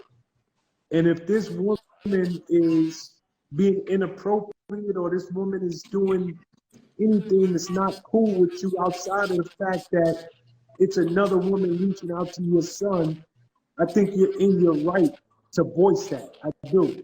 I would have answered this completely different if your son was even 3 years older. But she could have a real relationship with your son if she has been around for 20 years. And you can't discount that. Just because she's not with your ex, you don't know. For all you know, she used to babysit this boy. They when your son went to his father's house, they lived together. It is. She probably got a real relationship with your little man, and as long as she's not being inappropriate, it might not even be a bad thing. So that's just my thoughts. I'll take your suggestions. Y'all haven't been wrong yet, and I wanted to give an update real quick. You know, there was an issue with my son and his father, and, you know, the whole dynamic. So, you know, he's 12, he got a phone, why you in the middle of it, and blah, blah, blah, blah. So he had asked me, could we go out together, like me, him, and my son, because he feel like he can get through to his son better if I'm there, because he's more comfortable talking if I'm in the room. And initially, I wasn't like, listen, y'all figure that out, because I'm always the one, you know, to mend fences. So although I didn't want to, you know, go, I just said, you know, if this is what it takes to help him, you know, the son, I'll do it. But what do you think? It's a good idea or no good idea? Just the. Doesn't sound like it. Just sounds like an idea. If it works, go for it. Like it ain't bad. But based on what y'all told me, the information y'all gave me, I took it back, and this is where we're at. You know, it's not, oh, I don't want to see him. You know, it's not so much conflict. It's at a point where we actually can come together And it's like after speaking to y'all, like 2 days later, it was like, hey, we need to do this, we need to do that. And the therapist said, like, the child doesn't need to go to counseling, like, you need to go. Like, the child is fine. Like, you need to go figure this out. So it wasn't just me thinking, you know, you asked me, did he love his kid? Yeah, but the action showed something different. So it was a little more than discipline. So again, the suggestions that y'all gave and the feedback that you gave worked itself out. So Look forever at grateful that. for y'all. Look at that. Love it. The Boys Club getting flowers today. You're the And second both of person. y'all. You're the second person that came in here and said we be talking our shit. Y'all do. Rich, but stop doing this though. You're fucking the whole lady gang up. Just keep your arms down, bro. That's all. That's all I'm gonna say. Bye. Love y'all. Yeah. Oh my God. Yeah. All right, let's go. What we got next? So far, so good. Melissa Ware. Melissa Ware. Hey, Keita Daniel from Colorado. Melissa Ware. Peace, What's going on, gentlemen. Melissa? How are y'all you? doing? Where you calling from? Thanks for having me in the building. I'm calling from Scottsdale, Okay. Arizona right now. Cheers to y'all. Y'all some gods on here doing it. I really like Thank what you're you. doing. I think it's amazing. I don't really have no questions. I ain't got no questions. I just want to let y'all know that not every woman is damaged. And not all of us are chasing clout, and not all of us are looking for a man to get us anywhere in life. I left national television. There was a show that I did, the Bad Girls Club, and I left that show trying to, get into the music industry because this guy was trying to get in my pants, and I Who, the didn't nigga allow it. behind you? So I'm just here to tell y'all there are Nah. That's power. That's ghost right there. Ain't nobody behind me. I'm in front of myself. So we good on that one. But I just want y'all to know I like what y'all doing. But there are some women out there that are absolutely amazing. They're educated and they do exist. It's all about what you're attracting as a man. You got to attract that type of energy in order to receive that type of energy. And Rich, you a god. I've been watching you for a minute, and I see the women that you like beautiful women, but you got to level up because they ain't on your level. That's all that is, So I think that you're an amazing person. You do great on national television. You have helped a lot of sisters go from nothing to something. I mean, Erica Mena went from reality TV to now I'm watching her on Tubi on movies. You feel what I'm saying? So shout out to you. You did a lot, and you don't get enough props. They always on here calling you names and shit. But brother, I've been seeing you. You've been helping a lot of sisters get to where they need to be. And they wouldn't even have a fucking check. You need to go in every one of their DMs and tell them that because they quickly forget. But with that being said, do you think that when watching this show, do you think that me and Sean don't give women their credit? Do you think that we imply that there aren't good women out there? Or now let me ask you a question. A person will never do what you don't allow them to do to you, correct? Okay. So if you allow me to do something to you, you're allowing me to do it to you, right? Thus, I have no control over the fact that you're just allowing me to do it to you, because if you didn't want me to do it to you, you'd say stop. No. Right? So, no. Because if you're doing, elaborate. if you're a woman and you're trying to take advantage of somebody, then that's never cool. If you're trying to push the envelope, everybody's gonna do as much as they get away with. And I didn't know we were talking about that. Sorry. Oh, I thought we were talking about like like if you're going to be in physical contact with a woman and she allows you and that's her platform, then that's what she's allowing you to contact, like sex. Like sexual contact, yeah. You understand what I'm saying? No, I wasn't talking about that. All right, no, tell me what you're talking about. Highlight. I'm just saying, you came on here and you said that there are good women out there, and there was a reason why you felt the need to call in tonight and tell us that there are good women out there, that all women aren't trying to do somebody. So I was saying that maybe Yes. me and Sean, maybe you got the insinuation that me and Sean imply that there are no good women out there, because I've never. Mm-mm. Okay. No, I didn't That's get that. all. I didn't get that implication. What I did see. No, I didn't get that implication. I just saw that, that you were saying that, there's a lot of sisters out here that are basically just trying to get basically where they need to be for clout, for fame, and that's a fact. That's a fact. So I'm agreeing with you. Okay. I'm agreeing with you. As long as we in agreement. Yeah. So As long as we in definitely, agreement. we on the same lane. Yeah, that's why I said I didn't see Richie Dollars get a lot of chicks from 0 to 100 real quick. So it's like, it's kind of like a balance. Like, did you can complain about this brother, but at the same time, he did kind of help you to level up. So, I mean, Appreciate you, Mama. shout out to y'all. Have a good night. God bless y'all. Take care.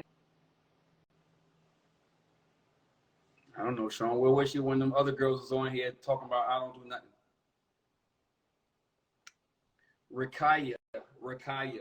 You're finally adding you, Rakaya, so stop telling me to add you. Hi. What's up? What's your name? Why you girl? look at me like that? Huh? Where you calling from? What's your name? Lord have mercy. Rakaya? Rida. Rakaya, right? No, Rida. Ryder. Okay. Rida. Like Rida Rockstar? Rida. Where you calling Sorry, from? not to say it like that. Huh? Where you calling from? I'm from New Jersey. Okay. So thank you guys for having this discussion, and I really appreciate it just coming from the kingdom of women. Yeah, my hair is like a little messed up, but I have good hair. But I'm not gonna pay attention to the comments. Long story short, I want to just get out the say comments. thank We're you. not talking about your hair. Okay, yeah. That's why I say I'm not gonna address it. I should have never said anything in the first place. Sorry about that. But long story short, I wanted to talk about the women aspect. I get what you guys are saying. Like women, sometimes they go like out of their way to be with guys that are more like lower vibrational type, because I believe in like energies and vibes. And I feel like the women that do that is because they come from a broken place. They come from like a place of abandonment. So most like African American women, we come from a broken home. Like maybe our parents are not married or whatever. So we don't really have that male figure. So what we do is we attract what we're used to. So we continue to be in these relationships that are not contributing to who we are or validating us as women and giving us the security that we really need, because this is all we know. So it's just a dysfunctional pattern. And when it comes to like people going for men like with fame and stuff like that, women people do that. I don't even want to say people, because I don't feel like that's a real woman. I'm a real woman. I'm very authentic. Not to shame any other woman, but I don't wear lashes. I don't wear weave in my hair. I just very like natural, homegrown type of girl. But I get overlooked all the time. And sometimes it does make me feel like a little insecure, because I'm like, well, what's wrong with me? I am a praying woman. I do like talk to God a lot and stuff like that. But I feel like the men, or what maybe they're not men. Maybe they're just what the world validates as men. They're portraying to us a picture of quote unquote real men. And maybe it's hard to find the real ones in the midst of all the fake ones, because all we're seeing is a replication of what the media shows us. Although I don't give into it.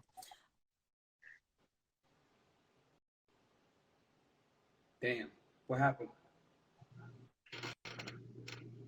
I don't know. Ryder, call back in. She got disconnected. Ryder, call back in. Rennie Good. No, Raybella Davis. Raybella Davis is ahead of you. Raybella Davis. Raybella Davis, are you in the room? No? Nope. All right. Moving on. Lisa Edwards. Lisa Edwards, are you in the room?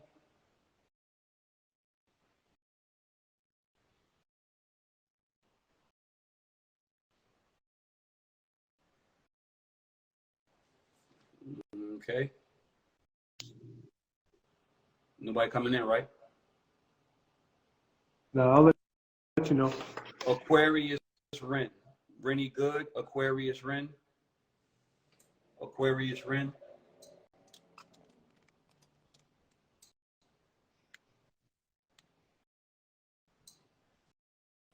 Radia, you called back? She said she called back. Okay. It's saying you're unable.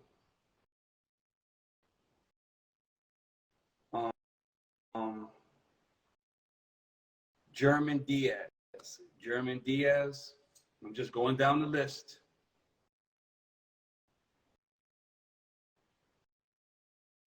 German Diaz. Hello. Hello. All right.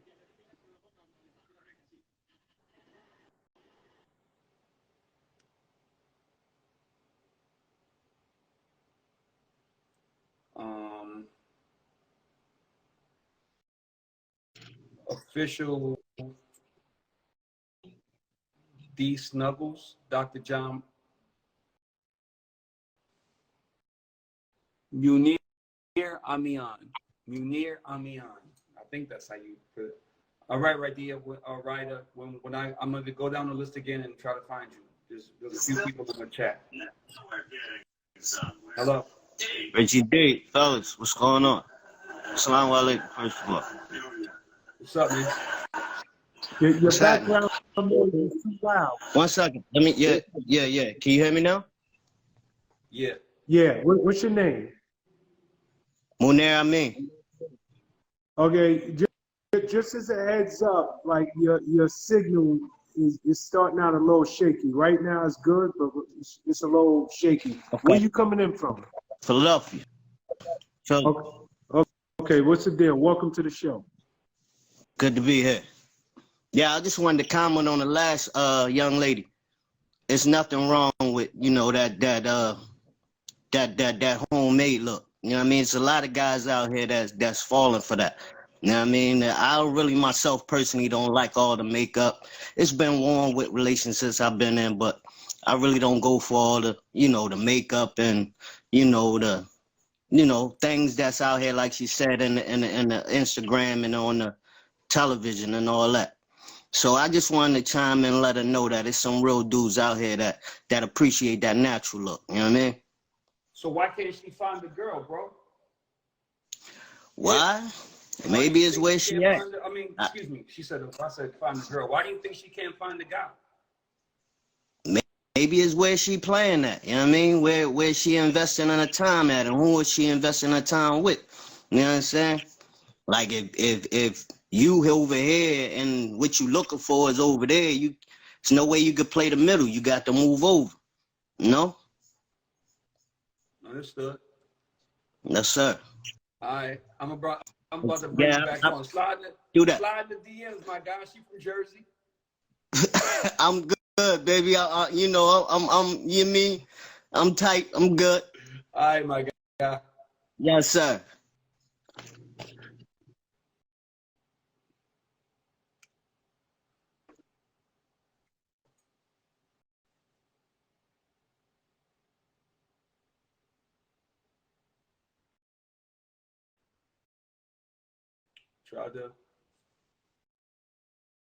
You try that again?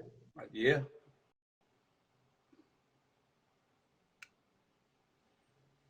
There she is. You are funny. Really funny, Rich. That was very funny. Yeah, so thank you. I really appreciate you for that. And honestly, it's not that I don't think people are looking for that look. I think that people need that companionship. Like men need to be loved, but women need to understand how to do it. And women need to be loved, and men need to understand the patience thereof. I think it's just a huge lack of like misunderstanding, because the world is really just full of a bunch of broken people that are trying to heal. And I think when people see it from that perspective, then they will be able to understand and even come to grips with what true love is. And I really only learned that from like spending time with God. And I don't know everything. I'm still learning. That's what life is. It's a learning process. Where's your question though? My question? That's why Sean looking at you like that. Huh? That's why Sean looking at you like that. Oh, I'm sorry. Oh, well, I didn't have a question. I was just calling to talk about what you were saying about the women and how, like that we only looking for a certain type of guy, but it's not true. Real women are not looking for this. Real women are just patiently waiting. Okay, I can appreciate that. Yeah. But Rich, I would love if you would slide in my DMs and work on some music with me, though. That'd be love, because I really be killing it. You know what I'm saying? Bye, If you're looking for a new artist. Bye-bye. Okay. Not that. God bless you.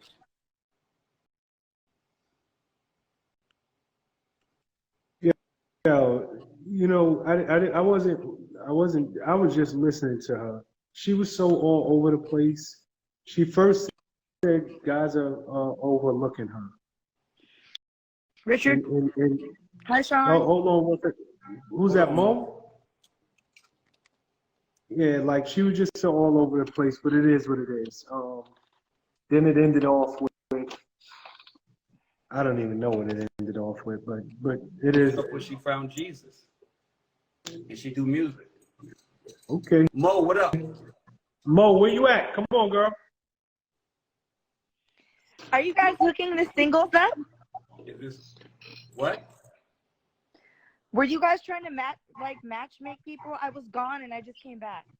No, one guy came in, one girl came in, Ryder came in talking about how she was looking for a dude and she was natural and all that, and then the dude came on and said he liked natural and yada yada yada. I was just I was matchmaking. I'm on the market, so what happened?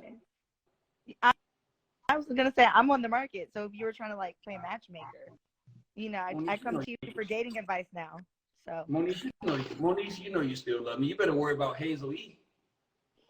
This is the boys club. This is not what that's about. I'm not worried about any of that. So Sean, Monique must have said something about Hazel's kid. And Hazel went in. I did not. Okay, so what happened? So you here now? What happened? Inquiry minds want to know. Do you remember when? You probably don't, but it was right after you. Really, it was like season 3. She said that me and Brooke Valentine and Shonda Denise and some of the other darker complected women on Love and Hip Hop were jealous of her because of her color, her eye color, her texture. She said we were nappy. She said we were gorillas, and she said we were ugly and black and couldn't pass a brown paper bag test. So when her husband was whooping her ass and beating her ass, and she said that her husband was beating the baby up and stuff, I was like lobbying for her. I felt like that's whack, you know, and no matter how I feel about her, no woman should have to endure that, especially not a child, right? So fast forward to today, and back up, Masika just shoot her ass up not too long ago. She didn't say a word. Her ex-wife didn't jump in it, nothing. Then all of a sudden today, I guess a woman made a comment. Oh, and then recently she was calling everybody, the Latin people beaners. I just want to throw that out there. And then today, I guess some Asian and white woman, is how Hazel phrased it, made a comment about her daughter's hair being nappy. So Hazel posted that, and a lot of darker complected women in the comments were like, let me mind my nappy-headed business. She's a colorist. Blah, blah, blah, blah, blah, blah, blah. Basically, essentially, the comments were saying, you're coming to social media where a lot of darker complected people are, and you're asking people to essentially defend you because this woman called your daughter nappy-headed. The baby is very pretty. I never said anything about her daughter. Her daughter is adorable, cute little chunkums. I don't think her hair is nappy, you know? So I guess the sentiment was, how the tables have turned. Weren't you the same one calling people nappy-headed, ugly, and black? Said they couldn't pass the brown paper bag test. I said, yes, that's accurate, because people remembered when we went viral for that. It started with her boyfriend back then. So I guess instead of being mad at the woman who actually called her daughter nappy-headed, she was mad at me. So she went off on me. I was taking a nap and woke up. To her response, I didn't respond. Then her ex-wife was like going in on Drew, and that's when I responded, because that's not fair to the father of my child. You're talking about you want to whoop his ass and drop his location. He didn't say anything, not even privately. And he and I just spoke. Like, he didn't even mention this to me. He doesn't care, right? So why are you involving the father of my child? He doesn't have anything to do with this shit. Then he called my family crackheads, talking about my brother and saying I don't have custody of Cam. So I left it all alone, but now she's doubled down. She's mad at my mom for having all of us whack-ass kids. Go get your brother from walking naked in front of the mall. Like, you're just, but she states that I didn't say anything about her daughter. She says that in her own statement that is now posted. Said I lied about my pregnancy. What's new there? So I just am like, I can only deal in truth. I can only deal in the facts, and just leave my brother out of it. You're dragging a whole bunch of people into this that have nothing to do with anything. I didn't say any, and I still haven't said anything about her. Be very, very clear. Like, I still haven't said nothing about the girl. So she's just coming for you for no reason? Yes. She's mad because I confirmed that, yes, she didn't go viral. She did indeed go viral. I don't know if you remember on Marriage Boot Camp, her and Shonda got into it because of that. I don't remember that shit. I don't know much about that. Shonda confronted her for calling us gorillas, saying we couldn't pass the brown paper bag test, and calling us ugly because of our complexion. That's a real thing that girl did. Okay. So y'all fight. Like, you're mad. I want to get into the ring. Y'all want to get to the ring? So me and Sean gonna set it up. The Boys Club, first official celebrity boxing. No, nigga, I need a bag. No, fuck that. I need a bag. Yes, Hazel's a big bitch now. Innocent. She didn't say anything wrong here. You're right. Like, Moniece is telling the truth. I'm telling you, I didn't say nothing about this woman. Okay. All right. I'm gossiping tonight. Okay. I'm through gossiping. I just seen this shit on the internet, and then I seen your name, so I was like, look at Moniece and some more bullshit arguing with what do Masika call that girl? What does she call it, Mo? Toucan Sam, Hoozle E. She called her. She said he has a snout, a beak, a snout. I forgot which. Oh, she just called her a uppercase thumb.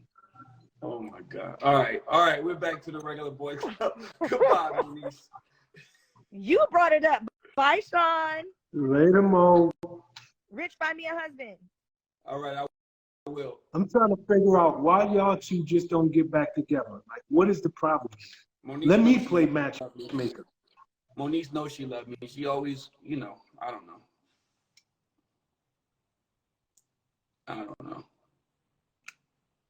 Ronnie Rose. Yo, Ronnie Mo, Rose. get back with Rich. Get back with Rich, Mo. Hey. Hello. What's up, Ronnie Rose? Where you calling from? Oh, I'm calling what's from good? Minnesota. What's good? I just chimed in. I was listening in on when y'all was speaking to Mo. I wanted to let her know that we need some new music. She actually has a really good voice. Like, what we do? Not really a little bit about it. I do hear a little bit about the Boys Club. Y'all a little This is wild. relationship stuff. So we're not going to talk about Moniece's music and all of that. But call back when you have a question regarding relationships. Oh, okay. My bad. All right, Mama. I got y'all.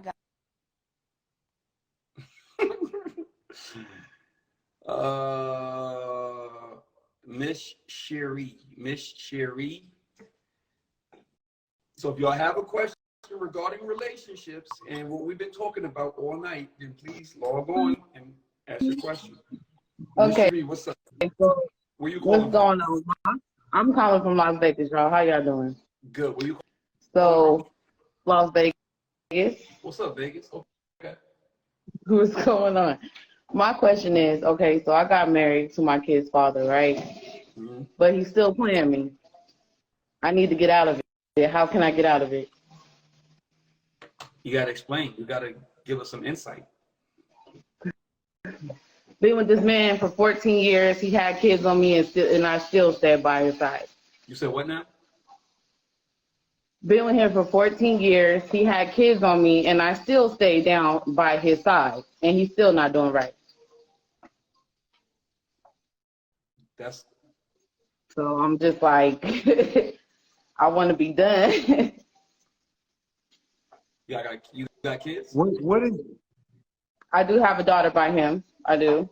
And it's like mostly the family is in the business a lot, and it's just too much, basically. I'm just like tired. Okay.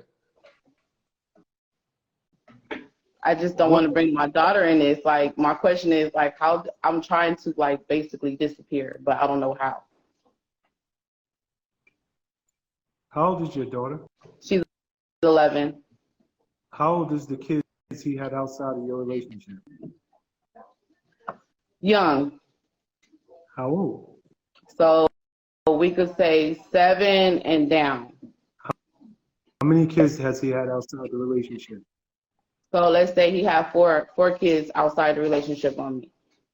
When did you find out he had these children? In real time or recently? During real time, I found out and I still stayed. And then it was like, oh, I'm done. But then from there, it's like, oh, I'm still going to have another kid on you. Do y'all live together? Somewhat, but not really. Yeah. What does that mean? What does that mean? Let's just say he got a girlfriend. Okay, what is your question? For real? Question is, how can I disappear? How can I just be done with him? You don't want to be done with him. So why are you asking this question? No, you don't. No, how you do don't. you figure I don't? This can't turn into one of those nights. And I'm trying to be as nice as I can, but I don't know how else to be but Sean. And if I answer this question, you're going to feel like I'm going in on you. So, Rich, you may want to start. What'd you say your name is again, ma'am? My name is Shuri. Cherie. Mm-hmm. You know damn well you don't want to disappear. You don't want to be out. You're not done. This nigga done had 4 kids to your 1. Mm-hmm. This nigga got a girlfriend. He is living part-time in your house. Mm-hmm. And you got the nerve to come on here and say, how can I be out? You don't want to be out. Now, if you watch our show, one of my pet peeves on planet Earth, just tell the truth. Now, if you say, yo, I'm in love with this man done touched spots up in me no other nigga has ever touched. I got 14 years and I ain't young and I'm not the same person that I once was, and I don't know if I can even get another man out there. My self-esteem is shot. If you told me any of that, I would have a different conversation with you. But you gonna sit here and try to convince me and convince yourself that you ready to leave somebody that you know damn well has treated you horrible for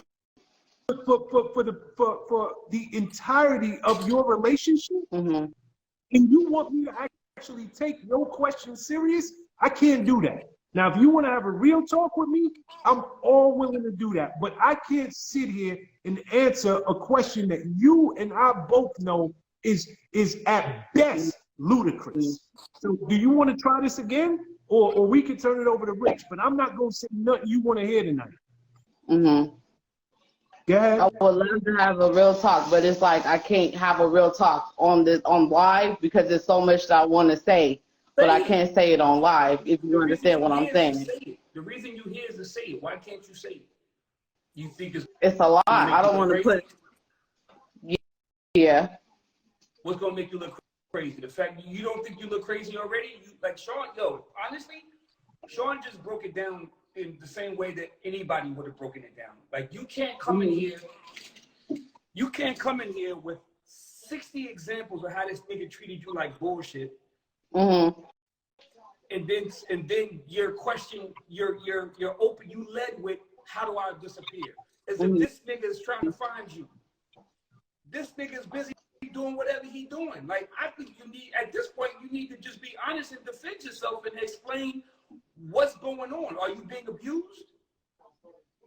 Is this some sexual trafficking shit? Is something that you can't move? No.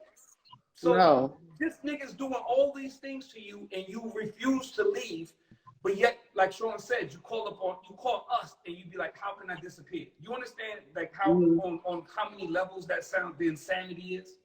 The nigga have 4 babies on you and you have a baby with him, and he have 4 babies on you, not to mention a new girlfriend that you clearly know about. Let's just say it like this. It's not his new girlfriend. It's like he's back with his old baby mama with his 2 older kids. Let's just put it like that. So I came along. When he met me, it was just basically like, okay, I basically played a side piece, basically. So by me playing the side piece, he married me. You see what I'm saying? Because, yeah, I did pull up with his bullshit, but now it's just like, honestly, I'm tired. I can't go through this shit no more. I know I'm a good enough woman for somebody else. I can't do this shit no more. Okay. So it's like, go ahead. Go ahead. No, go ahead. Talk, please. No.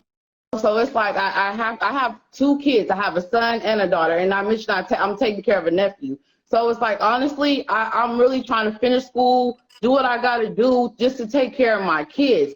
I don't need, this man in my life, telling me like, oh, you're good or whatever the case may be. I got you. I'm going to take care of you, take care of the bills or whatever the case may be. Yeah, that's fine. But it's like I got to low-key believe in myself. I can do this shit myself, if you understand what I'm saying. Yeah, I had low self-esteem when I met him, but now it's like I'm grown and I really got to learn how to stand on my own 2 feet and do this shit myself, basically.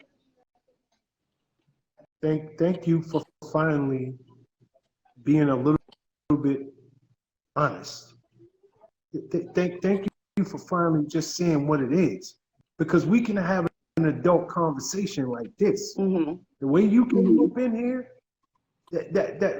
I can't do that, and I don't think Rich can do that. So with that being said, you first and foremost, thank you for being honest that you were the side piece. And although he wifed you, he continued a pattern that he had even before he met you. Right. He was cheating on somebody before he even met you. But the truth, the thing I want to zone in on is you said you had low self-esteem. And you said it like it's past tense, and it's not.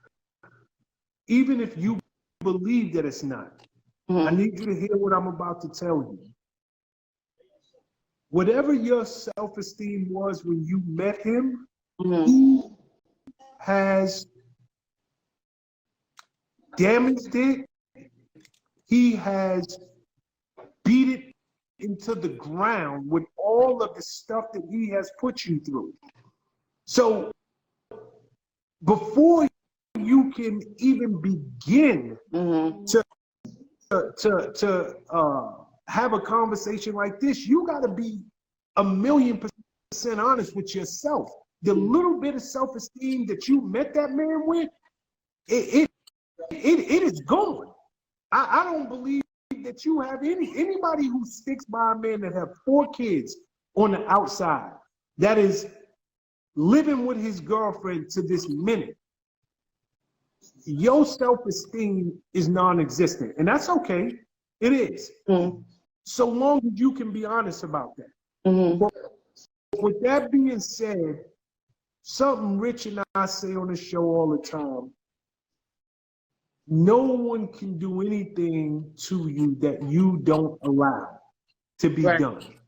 And everything that this man has done, you have to take 100% accountability and ownership because you allowed it. Mm-hmm. When he had that first baby outside of y'all, outside of wedlock, you stuck around.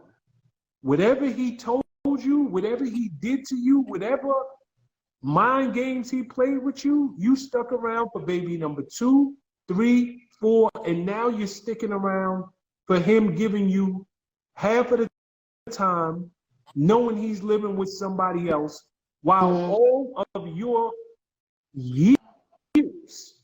And if you don't mind me asking you something, are you dealing with anybody on the side? Say that one more time. If you don't mind me asking you an honest question, are you dealing with anybody on the side? On the side?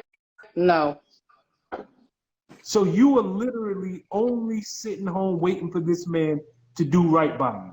I go to work, come home, take care of my kids. Yeah. Okay, Rick said something. Make sure my rent is paid and everything. I'm just an honest person. Rich said something, and I don't know when you came in on this conversation, but he said something that you need to hear. The best predictor of the future is the past. Mm-hmm. The best way to predict what's going to happen in the future is past events. This man, and I'm sorry to be the one to tell you this, but I am a man.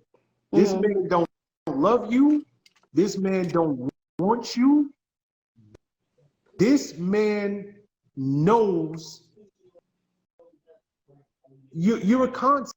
You ain't going nowhere. I got free ass whenever I want it. I got a free place to lay my head down whenever I want it. I got a free meal whenever I want it. I have you whenever I want you. You have to break this cycle because he never will. He's never going to step up. He's never going to see you for who you are. He's never going to come to his senses. And I'm telling you this because I'm a man and I promise you on everything I love.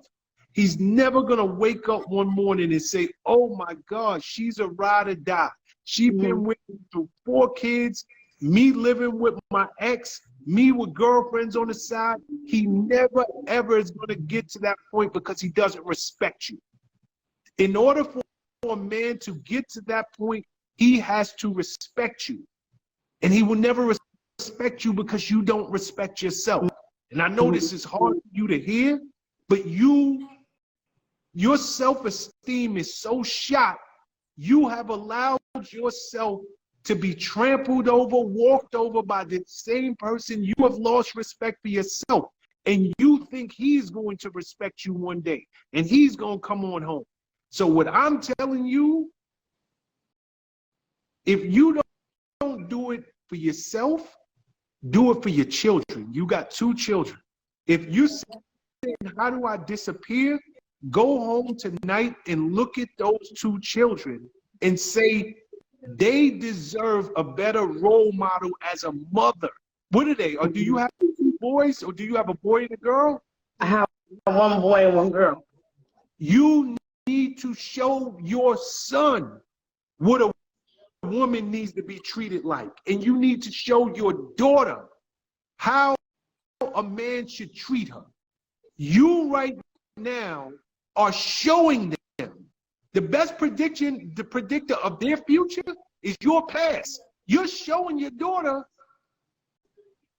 this is what you should put up with from a man. And you're showing your son this is how you should treat a woman. So if you can't muster up the courage and the strength to do it for you, you have to look at your 2 babies and do it for them and say the cycle stops here. I am going to be that role model. It's not me telling y'all. It ain't do what I say, not as I do. It is do what I do, and it starts tonight. I understand your self-esteem might be shot, but if I know anything about a parent that loves their children, and especially about a mama bear, she is willing to do anything for her kids. And this is your anything. This right here. Leaving this nigga, being that role model to those kids, showing them what it is, this is your anything. So I would just tell you, girl, the way you disappear, your motivation has to be greater than yourself. And I think that being a mama bear, that's where you find your strength. That's where you find your motivation in those kids. Don't show your daughter that this is the way a man should treat her, and don't show your son that he should ever treat a woman like this. But Rich, I'll throw it over to you. Bro, Thank you. I don't want you crying and all that. I see, but you honestly, you had to hear that, and I don't have nothing else to follow it up with. So we just want to at this point, Sean spoke truth, and at the end of the day, you know what I mean. Sometimes you gotta hear the honest, unadulterated truth about a situation. You can't. The more you allow a man to do to you, the more he's gonna do. He don't respect you, love. Sean he ain't say nothing wrong. He ain't say nothing wrong. That man don't respect you, and as long as you are gonna be there, then like I don't even like to pile on, so I'm not even gonna say nothing. Like all I can say is that you go how you come. You go how you come, and you came in as you said you came in as the side piece. So now I mean, so you already knew how this nigga played. You already knew how he got down. Women always think that they could change a man. You can't change a man. You can't change a man. If you come in as a side piece, best believe that you should not ever be vainglorious enough to think that that nigga ain't gonna do what he did to that girl before you. I mean, like I said, I'm not gonna pile on. Like this was like I don't even really have nothing to add. Sean gave you all the information you need. What you do with that information, I appreciate it. Thank you. don't cry. No, You know what I mean? Go ahead, Rick. Like don't cry. Like this isn't the time for you to cry. Like or fuck it. If it is, if you want to cry, cry. But you just need to take heed to what Sean said. And you need to really just take that and you know what I mean, like the way that this conversation started. I'm glad that you opened up and honestly told us what it was so that you could get the advice that you needed. That would. I don't open up. I don't do this. I usually keep this shit to myself. But you can't because it's not beneficial. Like right now, you came here and like nobody like you can't like just think about how this conversation started. You got nothing. Like I was like. And nothing to help you. You got nothing pertinent. You got no pertinent information and nothing to help you when you started this conversation. Talking about I'm trying to disappear based on yada, yada, yada. But when you opened up and you actually told us what the situation was, Sean just gave you a fucking earful. But at the same time, it came from a place of love. Like, it came from a place of love. That nigga don't got no malice in his heart. Sean don't know you. He don't have no, he don't want to hurt your feelings. He just want to tell you what you needed to hear. But you had to be honest in order for you to get the advice that you needed. And I appreciate that. Thank you so much. Don't cry, yo. This is the time for you to be strong. Like, get your tears out, get yourself together, and fuck that nigga, yo. Move on, seriously. Call us back next week and let us know how this shit goes. For real. Thank you. But if I could tell you, if I could leave you with anything. And please hear me in this, because you're gonna have a weak moment, and you're gonna think about the 14 years, and you're gonna think about all of the things that this man told you, and you're gonna think about how you feel about him, and not everything that he's shown you. He ain't gonna change. The change has to come from you. And just know you're strong enough for it. You are. you wouldn't have called in to this live if you wasn't ready to make a change. You're strong enough for it, but that change, I don't care what he's saying. If he follow you and he's watching this and he's like, oh damn, I gotta go and I gotta get on my knees and I gotta bring a dozen roses and I gotta stay at her house for 2 weeks and show her I'm a change. I'm telling you, it's game. Don't fall for it. Don't. Okay. Don't let your emotions make the decisions for it. Don't let your heart make the decision for you. Okay. Use this. And look at those kids and let them be your motivation, okay? Yes. I hope it works out for you, girl. And thank you so much Thank you for calling in and sharing. Yo, you got this. 317 people in here right now. We riding with you. Call us back next week. No, but let us know. Let us know. You know what right? the thing is, Rich? You know what the thing is?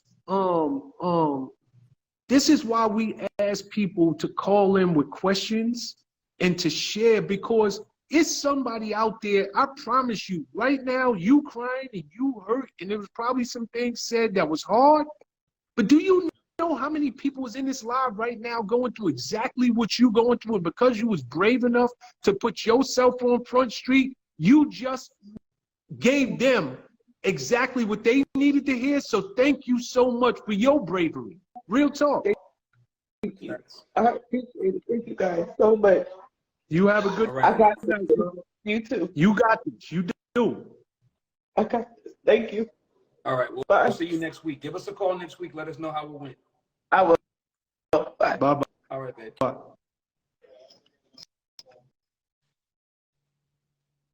Bro, I think we should end it right there. Oh, it's time? Okay.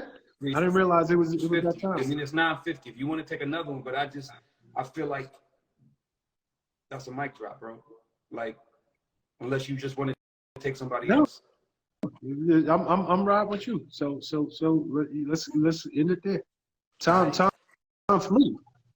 Yeah, it did fly tonight. It's 9:50. It's 9:52. So this is. I mean, we only one call away anyway. Yo, listen. This is the boys club, yo. You're gonna get raw. You're gonna get unadulterated. You're gonna get unfiltered. But it's not to hurt nobody. It's not coming from a place. Me and Sean don't know none of the 300 and something people on this chat right now. We don't know y'all. We just give you the advice from the minds of men, and that could be whether it's what you want to hear or not want to hear. We're gonna give it to you the way it's supposed to be given to you. We're gonna give it to you real. So you know what I'm saying? Another week. Thank you all for rocking with us for the last few hours. Next Wednesday, 7:30. We do this every Wednesday at 7:30 p.m. Eastern. Sean, we might have an announcement, but we'll make that announcement tomorrow. We're gonna make we might start the boys club an hour later, because it seems as though we are messing up the West Coast because they're still at work when we're starting this. So we usually get an influx of people around 9 o'clock that start running, and it starts getting real heavy in the room around 9 o'clock, and we be almost done. And then by 9:30 we packing, and you know what I mean? So we might want to start an hour later. The East Coast people, it'll be 8:30. The West Coast people, it'll be 5:30. And but we're gonna deliberate on that, and we'll let y'all know. If we put up a new flyer, obviously, you know, we'll post all week and let y'all know that we're gonna be an hour later. But Sean, you got the last word, bro.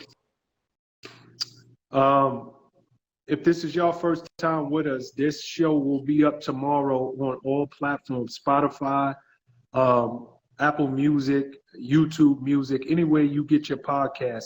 This show will be up. It will also be on YouTube. Please follow Rich and I at the Official Boys Club on YouTube. Subscribe to our YouTube channel. If you love what you heard tonight, we have literally a year and a half worth of content that is up on that channel right now. So you can listen to all our past episodes. And you know, to the last woman again, thank you so much for calling in, because that's what this show is. It is raw, It is unfiltered. It's not going to be watered down, but it's all done with love. The advice we give, the counseling, any perspective we give, it is coming from a man's point of view with the intent to help not just the caller, but everybody who's in this live, and everybody who comes across our podcast or watches the video on YouTube, because you don't never know who's going through something and just needs to hear exactly what you're going through, so that they can find the strength to get through it themselves. So thank you again to that young lady in Vegas. We appreciate you, and we're rooting for you. All right. Thanks again, y'all. Next week, we'll let y'all know. Thank y'all for coming out. We'll see y'all next week. All right, Sean. Be good. One.